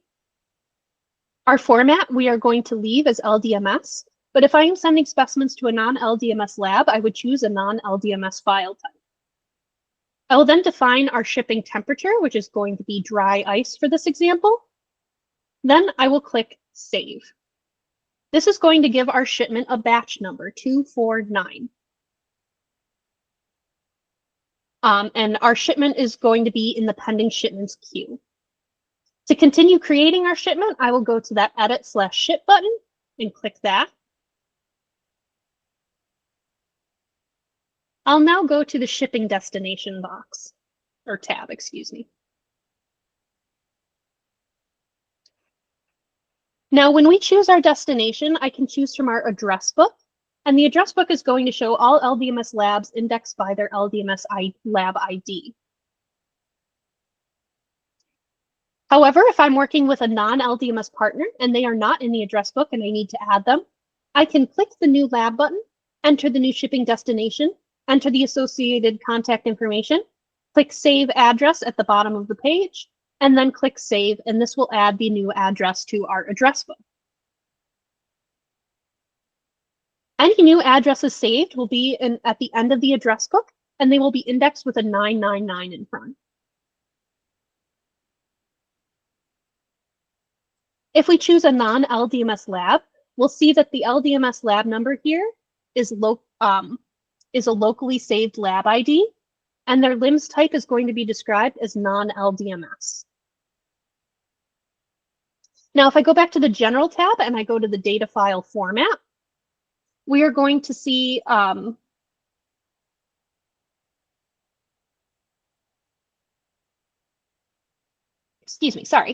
we are going to see a flag telling me I cannot send an LDMS file type to a non-LDMS lab. This is because the LDMS file type is proprietary to the LDMS platform and can only be opened and viewed by LDMS. If I try to open the LDMS file outside of LDMS, it is going to corrupt the file, and then it cannot be opened at all by LDMS. We'll change this to CSV.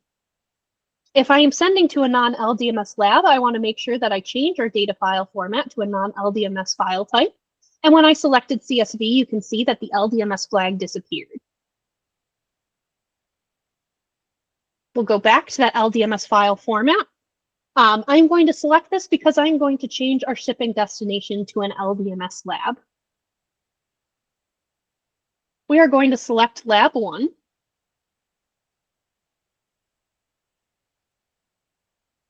Now, when I select an LDMS lab, we see the lab number populated as their LDMS lab ID, and we can see the LIMS type is defined as LDMS. Now, when I go back to the General tab, we'll see that flag will disappear. Now, in the shipping destination section, I can define our contact person. I can choose a contact person from the drop-down information. And, and I can define that person at the receiving lab and choose them from the drop-down menu if they are listed. I can then define our contact at the sending lab.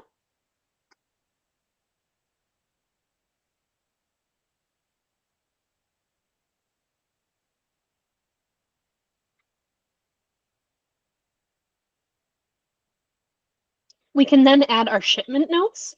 We can say that we have no comments. Our disclaimers are that this is dry ice, our carrier is UPS, and our tracking number is 12345.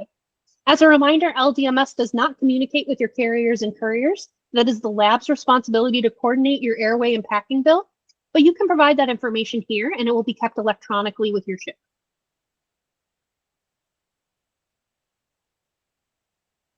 Our last step is going to be adding our shipment contents, and I can do this two different ways.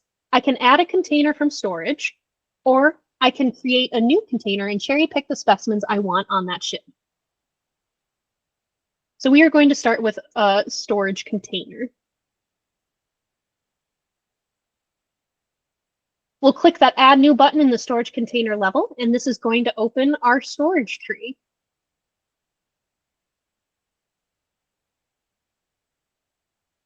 Right now, we are seeing the entire storage tree, and I can navigate to any box or container I want to add. If I expand our storage tree, we can see here's our urine box with that flag for marking to ship. If I want to remove some of the clutter I am seeing on the screen and only see the items which have been flagged for shipping, I can now apply some storage container filters by selecting Mark to Ship as Yes. And now we can see this narrowed down to just our urine box.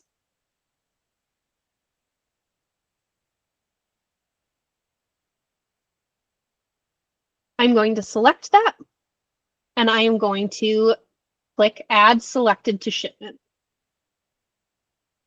Now we can see our urine box has been added to the storage containers level. Now, if I want to create a new shipping container, I can click Add New above the shipping containers section. And this is going to bring a similar box to creating a storage container. First, we will define our rows and columns. I'm going to create a 9x9 cryo box, and we will now define our specimens on the shipment. So first, I'm going to choose our primary sort order. We are going to pick specimen ID, but you'll choose the sort order required by your clinical trial network. I will then click Add Specimens.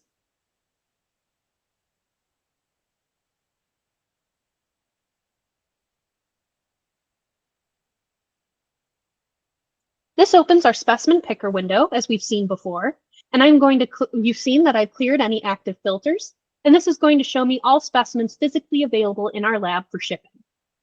I'm now going to use our shipment filter to find the specimens that we flagged earlier. We are going to utilize the shipment filter to Mark to Ship, being Yes.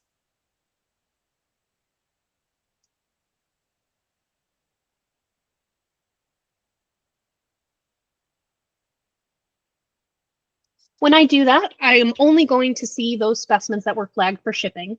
And as you can see, I have more specimens listed here, even though the plasma and PBMC samples were flagged from our last example. So I am going to go up to participant filters, and I am going to filter by participant ID. Now we can see these 3 double spun plasma samples and these 2 PBMC samples that we have marked to ship.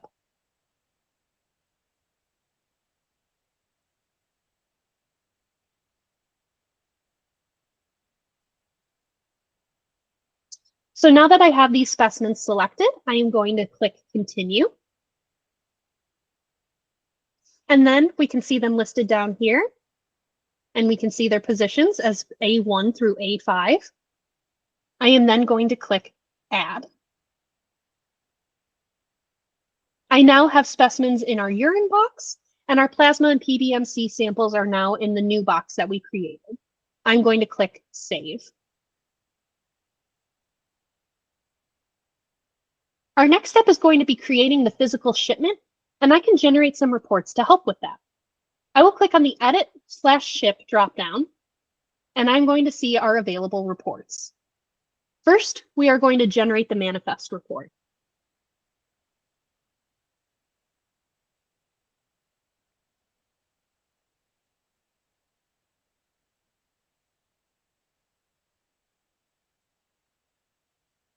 This manifest is going to update in real time as we add or remove data from our shipment, and this report can be generated at any time during the shipping process. It is showing whether QA or QC was not performed, the shipment has not been shipped yet, the intended shipping destination, the notes, the contact at the sending lab, and I'm also going to see the manifest itself. The plasma samples are in the first, and PBMC samples are in the first box here, and the urine samples are in the second box here.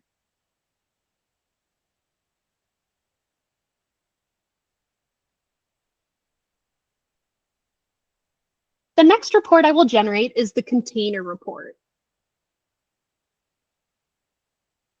Shipping container report.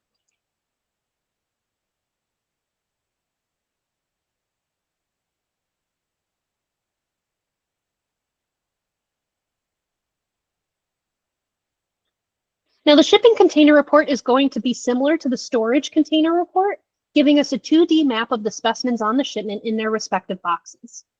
Here are the plasma samples and the PBMC samples. And down here we have our urine samples.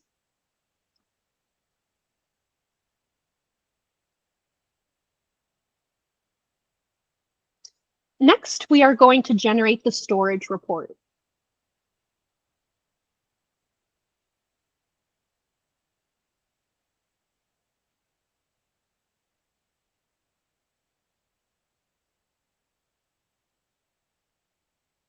So the next report I generated is to help us build our physical shipment, the shipment storage report. The shipping storage report is going to give us a line-by-line description of where each specimen is located, from the freezer all the way down to the individual position in the box. Each specimen will have its own set of information.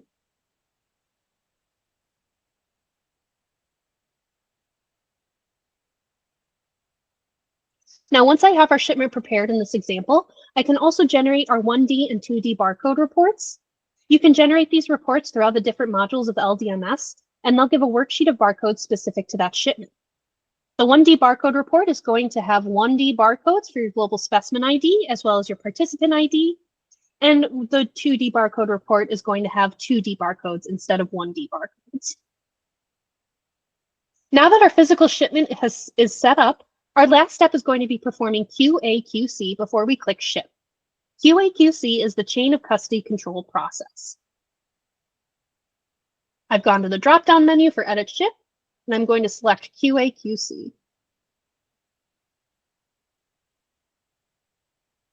This process can occur two different ways. We can utilize our pass/fail buttons and manually review the individual specimens with our eyes and confirm or deny that these specimens are the correct specimens that should be on the shipment. Or the other way to perform QA/QC, and the way that is encouraged and recommended, and sometimes required by different clinical trial networks, is to use our barcode scanner. Again, this is why we want to make sure our labels have been printed successfully to be read by the barcode scanner. If we are performing QA/QC manually, we are going to utilize these pass and fail buttons. With our first specimen here, I'm going to remove the physical specimen out of the box and review the details on the label. If the specimen's global specimen ID aligns with the global specimen ID listed here, I'm going to click Pass. I am going to get an OK, and I'm going to see I'm going to see next to scanned ID where it says manual. And this demonstrates that we did not use the barcode scanner, meaning we only used our eyes to evaluate. This is the same with failed specimens. If I fail a specimen using the fail button, and I go to the specimen ID, you are going to see an exclamation point for failure, and the scanned ID is once again going to say manual. However, if I utilize our barcode scanner, our QA/QC window will look a little different.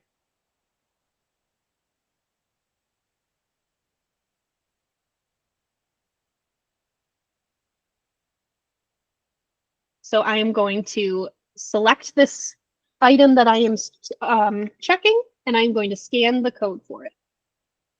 The barcode, excuse me.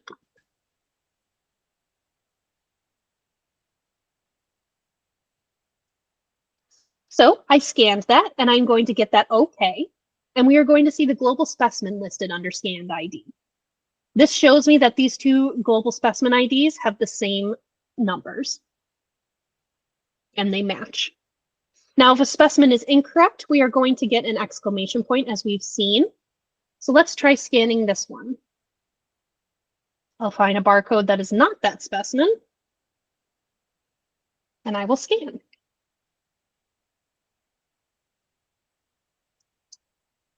On barcode scanner. There we go. Oh, you always want to make sure you are selected inside LDMS to make sure that the scan goes to the correct place. There we go.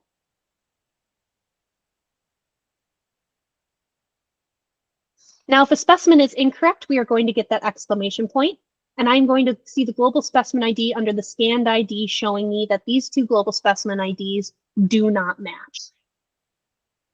Now, if a specimen is incorrect, but it should be on the shipment and it's just in the wrong place, you will see the correct coordinates populated here in the correct coordinates row. If they are incorrect or they are not on a shipment, you will see not found, indicating to us that the specimen should not be on the shipment. I will now click Save, and we will look at the QA/QC report together.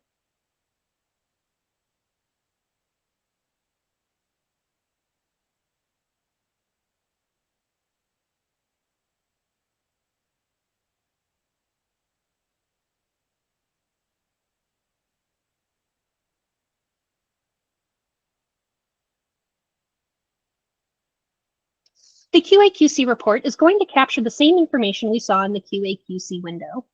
We will see if a specimen was scanned with our eyes manually or if specimens were evaluated with a barcode scanner. We will also see if the pass, fail, or not performed status as well. As a reminder, it is a lab's responsibility to resolve any of the failures of the specimens evaluated.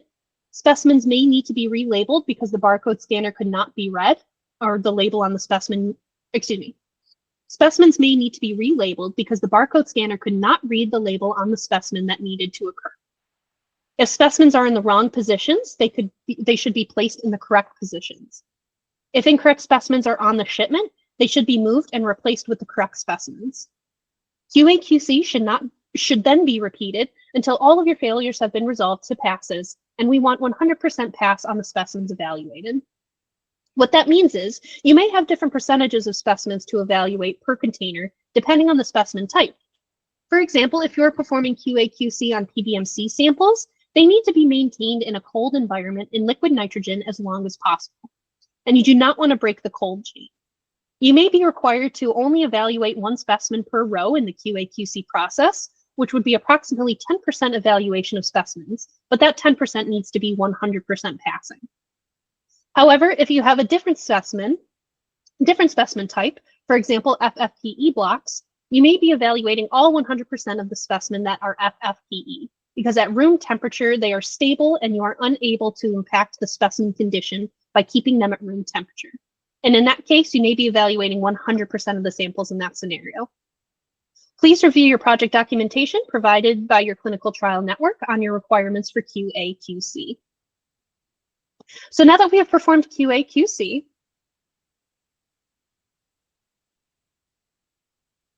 I am going to go back to that Edit Ship button and review our tabs to make sure that everything is correct. So I'm going to go into the General tab, the Shipping Destination tab, Contact at the Sending Lab, Shipment Notes, and Shipment Contents, and make sure that everything looks correct.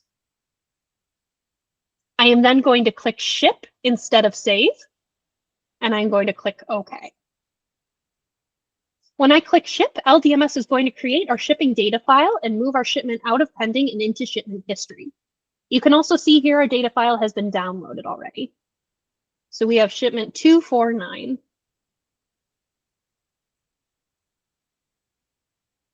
Now let's go to shipment history. And we can see shipment 249 at the top of the list. If for some reason I cannot find where our data file downloaded to, I can always go to the View dropdown and click Download Shipping File.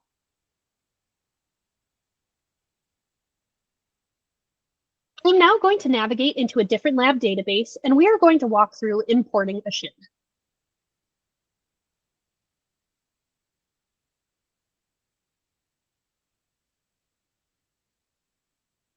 So we've gone to Lab 9001, and we are going to go to Receive Shipments.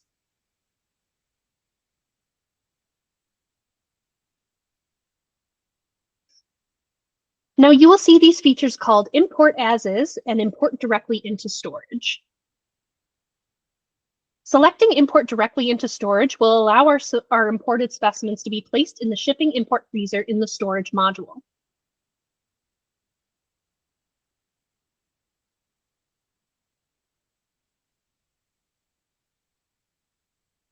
Here we see the shipping import freezer.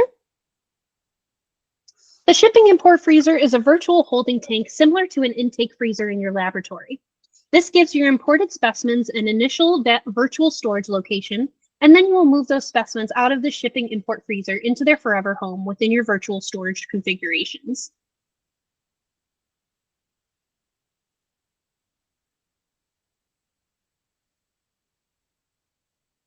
So I will begin by going back to receive shipments and selecting select file.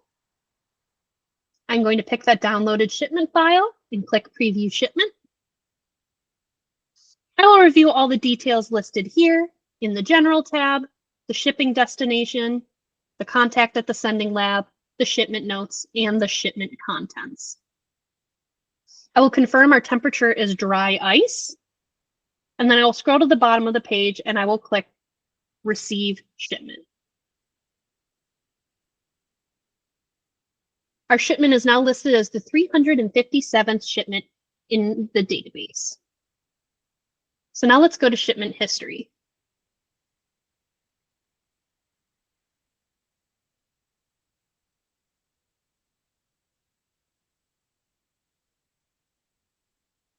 When I navigate to shipment history, we are seeing the imported shipment here. And I can now perform QA and QC on the imported shipment. I would perform QA QC in the same way I did with an outgoing shipment by reviewing the specimens on that shipment, by using our barcode scanner, or by using our pass-fail buttons and confirming that I have received the specimen as expected. I will now go into storage, and I will go into stored samples and navigate to the shipping import freezer.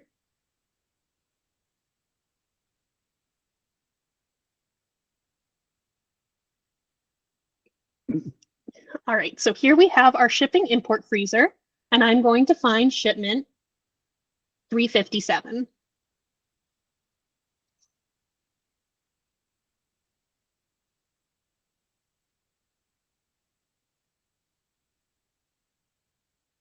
From here, I can move our boxes or the specimens into their correct storage locations using any of the methods we have walked through earlier in the storage module.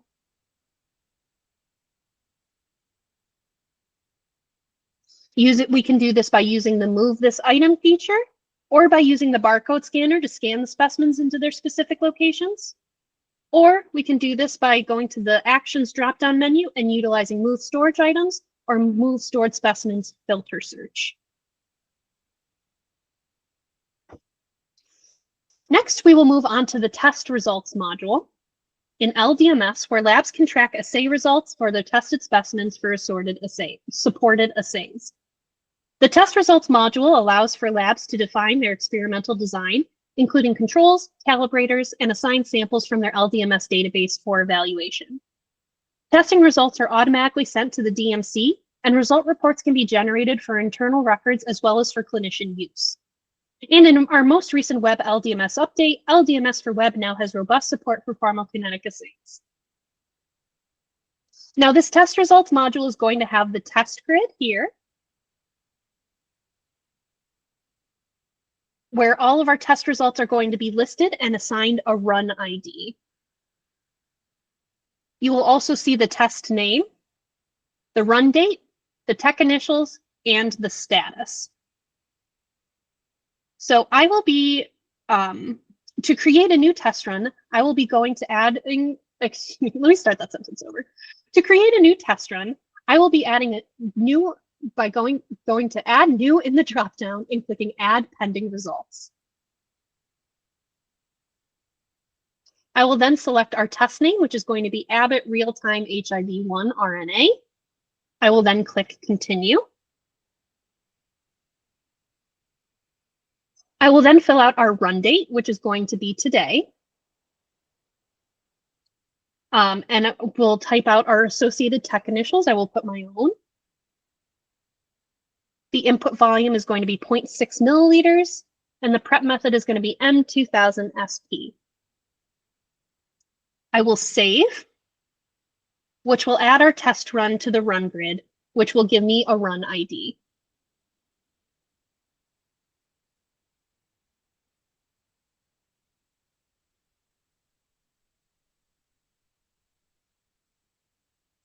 I can then go and click that edit button and go back into the test results window. This time I will navigate to the results tab, where we will have our controls, specimens, and unmatched result grids. Starting at the control grid at the top, you will notice 3 controls listed already. We will see the 3 controls listed already.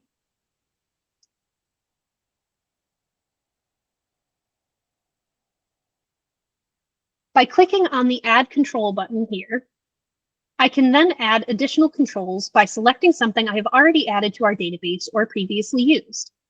I will select this lot number, and I will click Add. Now we can see that that has been added to the controls grid. In the specimens grid, I can add specimens from our database by clicking the Add Specimens button. These are specimens that you will add to the specimen grid for evaluation. I will utilize a filter here. I will filter on collection date.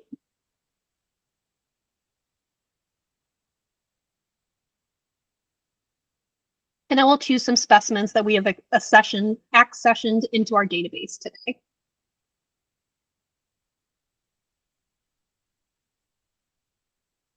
I'll just select. So in the specimens grid, I can add the specimens to our database by clicking that Add Specimens button. We did that already. So I have utilized the filters, and I have chosen 2 double-spun plasmas. Now I will click Continue. And as you can see, I have added 2 specimen samples from today, and I am going to have those 4 controls. At this point, I will click Save. I can now go to the Edit dropdown, and I can click the Pending Test Results report.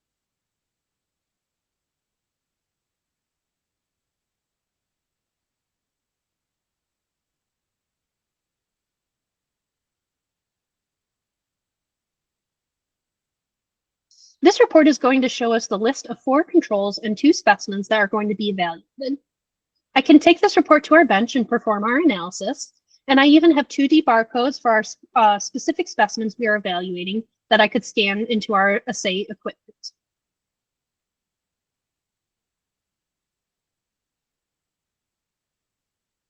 I can also generate the 1D and 2D barcode reports that we have discussed previously, and they will give us a list of specimens on our next test run with their 1D and 2D barcodes.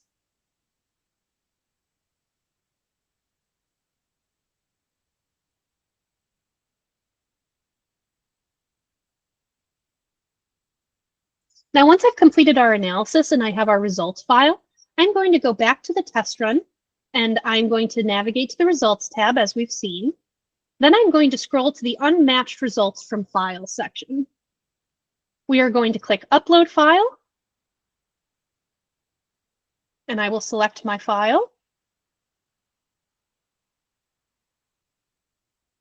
Now you'll see I have a confirmation note asking if I would like to add in the plate comments as well, and I'm going to click Yes. You also may have noticed that there was a flash of yellow at the top of the screen. That was the authenticating of the results to the controls. Auto-matching occurs when the global specimen ID or other specimen ID aligns with the sample ID in your evaluation. In this scenario, our control names aligned with names in the sample ID names in our result file, and auto-matching occurred, as we can see up here. Conversely, the specimen results did not auto-match because they did not align with the IDs in the result file, so those results are still left blank. When this is the case, we can manually drag and drop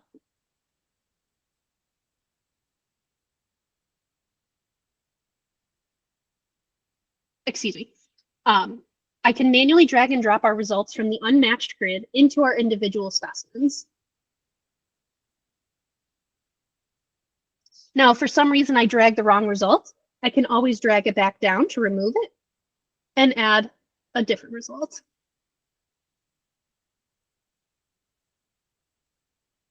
Now, once I have associated the results to our specimens for evaluation and our controls, I can click Save. This will allow me to go to the Pending Test Results view and allow me to update any result for those specimens.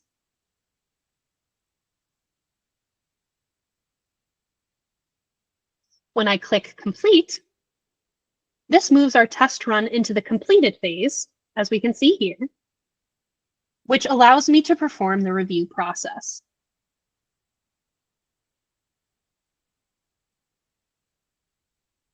Now, when I open the edit window of the completed test results, you will notice that I have fields that are grayed out. There are open fields to provide our reviewer details, or there are open fields to provide our reviewer details. And we can click to the specimen results and the control results as well. In our specimen results, you will see that I have a column for system sensors that were automatically applied based on the limits of the analysis.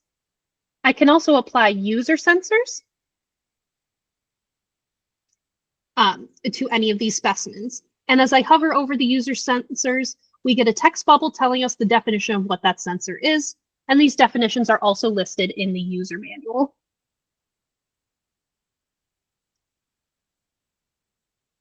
The control results tab has system sensors applied as well. If I navigate to the general tab, I can also apply a user sensor to the entire run. Then I can add our reviewer details.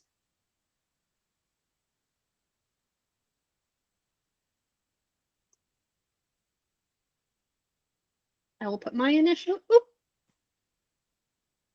must have hit a button there. There we go. I'll put my initials and the date.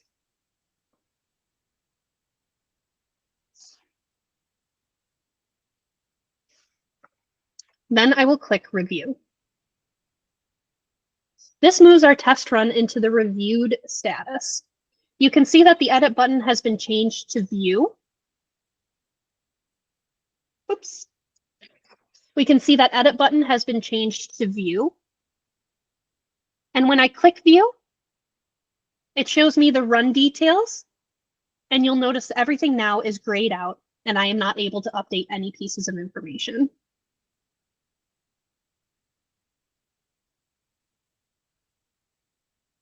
From the drop-down menu, I can view the history of our run, seeing when I completed the run and when I reviewed the run. You can see it was completed and reviewed with my initials.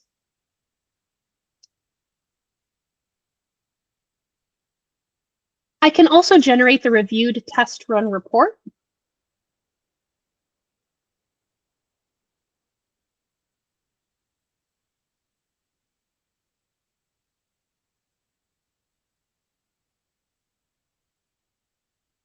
This is going to be an internal document giving us a summary of our run, including administrative information at the top, and then the controls and specimens that were evaluated as a result, as well as evaluated as well as their results and the sensors applied.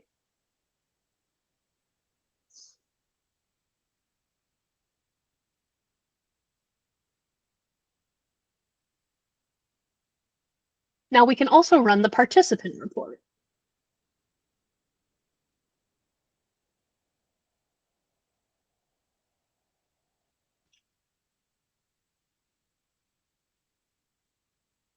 Now, the participant reports can be provided to clinicians. It includes information about the participant, enrollment, visit, specimen, and test results.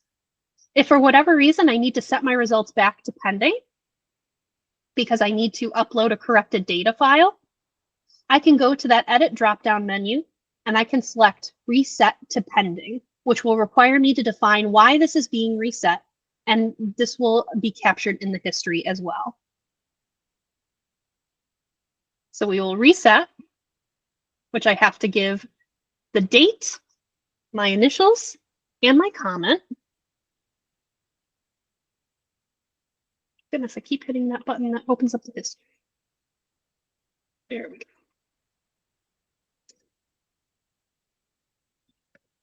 So I put in my reason, my initials, and the date, and I will click reset. Now when I go to view history, we will see not only when it was completed and reviewed, but when it was reset with my comment explaining.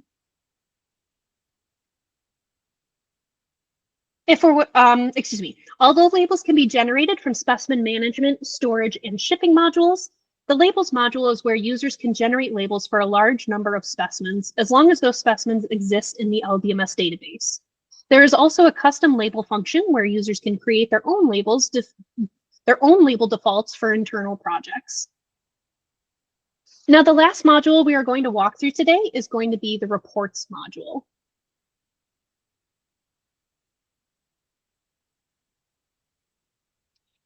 Now, labs can utilize the reports module to view standard reports generated from their LDMS database across many categories in LDMS. And these queries and the relevant generated reports are standardized, formatted, and maintained by Frontier. Users can download reports as different file types, such as CSV or PDF, for example. Starting in the standard reports, we have certain categories of reports that are predefined and pre-formatted. This first report we are going to look at is going to be an administrative report, and we are going to look at the transaction log report. We are going to set the criteria to start date. And in this case, we are going to only look at transactions from today. We will click Add. And then I can generate the reports as PDFs or as flat files listed here. We are also going to filter on user if we can. We are going to navigate on Claire Hall. We'll do both files just to be safe. Okay, good. So now we are going to generate the report.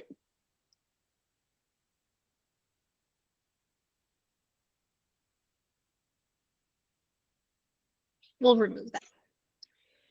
I was hoping this report takes a little while to generate, so there we go. Okay. So here's the transaction log report, and you will see I performed many different transactions today. This transaction log is going to be your audit trail, and this will be requested as part of any end user validations or by audit or regulatory bodies as well. The transaction log is going to show us who performed the action, the date and time the action occurred, the transaction ID, and as well as the actual event that took place. It will also list the transaction type, whether it was an update, a removal, or an addition.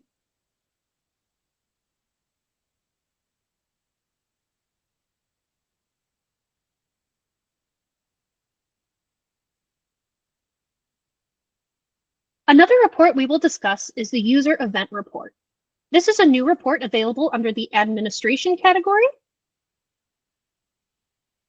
and shares all events that occurred during the specified filter criteria, working as an audit trail. It tracks when the user signs in and signs out, in addition to the other items such as the transaction ID range. If more detail is desired on certain events, you can cross-reference this report with the transactional report. So now let's generate the report. If I filter on event date and choose today's date and click Add, we can see this report will show us everything that has occurred today.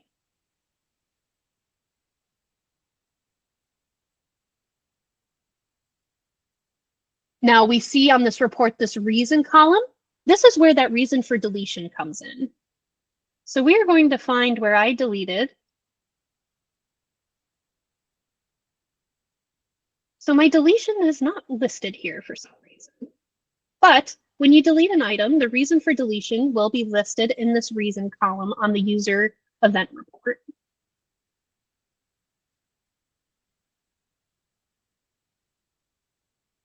Now, the next report we are going to look at is at the specimen report. And this is going to be the specimen processing report.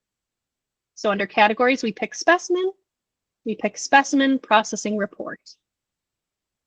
I'm going to choose our filtering criteria for our specimen date. And we are going to choose today's date. I will click Add. And this is going to generate the report based on the specimens that were collected today.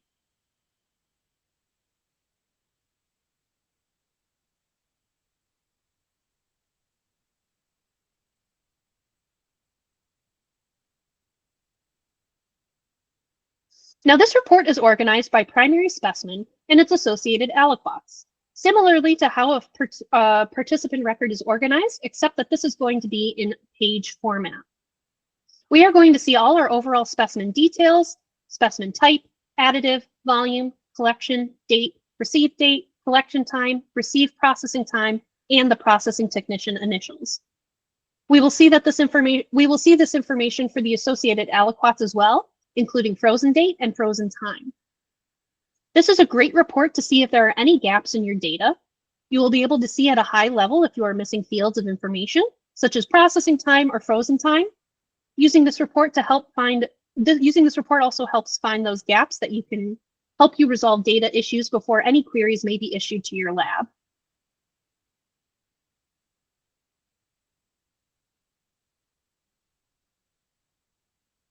Now under reports categories, we are going to go to storage, and we are going to select the specimens not in storage report. I am going to filter our project. I'm going to filter by project, and the project we are going to filter on is Frontier. All right, we are going to click Add.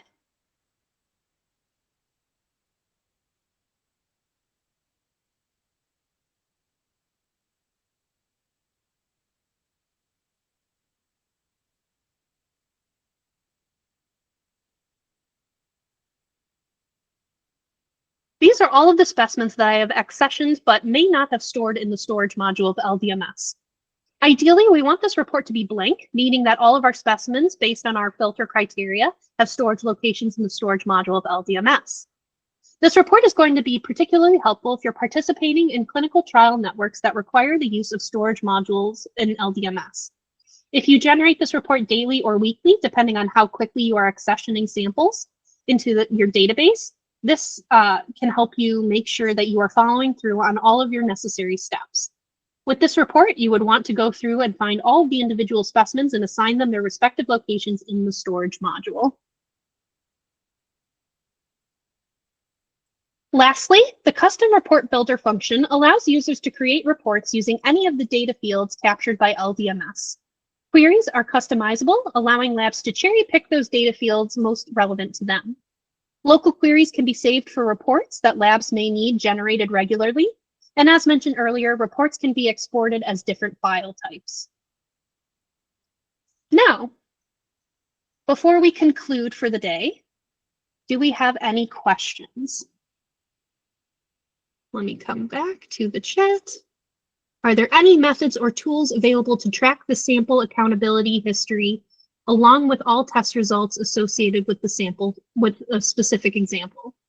For example, sample 1 generated on the 27th in freezer 1, shelf 1, sample 1 moved to freezer 2, shelf 2, rack 2. I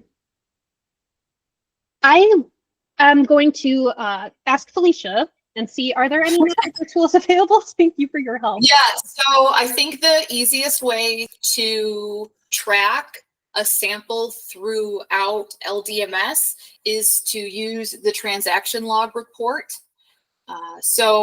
Claire, would you mind going into reports and transaction log report?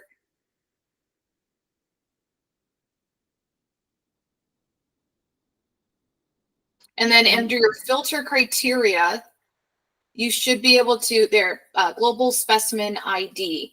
So you would put in that specific sample's ID, and the transaction log report will generate only those transactions that were performed specific to that specimen. So the time at which the specimen was entered, who entered that data into LDMS, if the specimen was stored, if the specimen was moved in storage, any test results associated with that. So you'll have a robust trail specific to that one specimen in one document. If you need information about a specific specimen, but you want it a bit more nuanced, you could also look at generating some of the standard reports and again filtering on that global specimen ID. If you have a unique set of criteria that you're looking for to be in one report, you can also utilize the custom report builder and again, filter on that specific global specimen ID of that specific specimen you're looking for. Thank you so much, Felicia.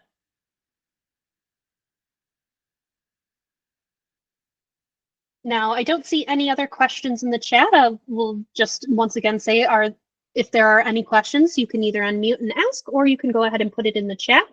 And also at the same time, please, if you have not already, please put your lab ID and your full name in the chat for attendance tracking.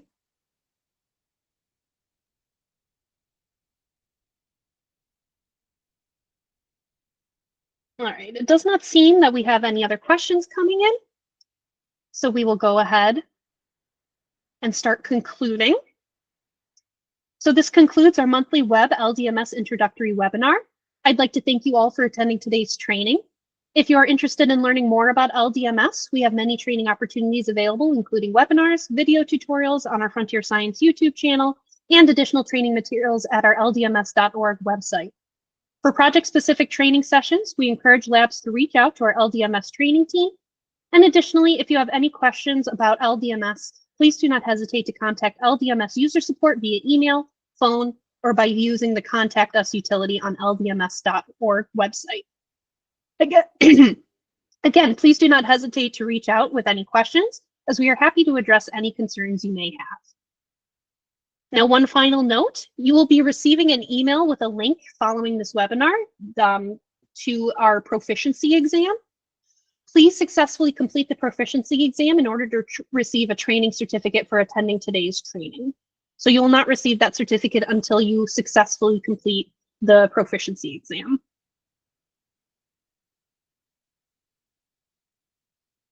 Now, I don't see any more questions, so I am going to say thank you once again for attending, and I hope you all have a wonderful rest of your day and a nice weekend.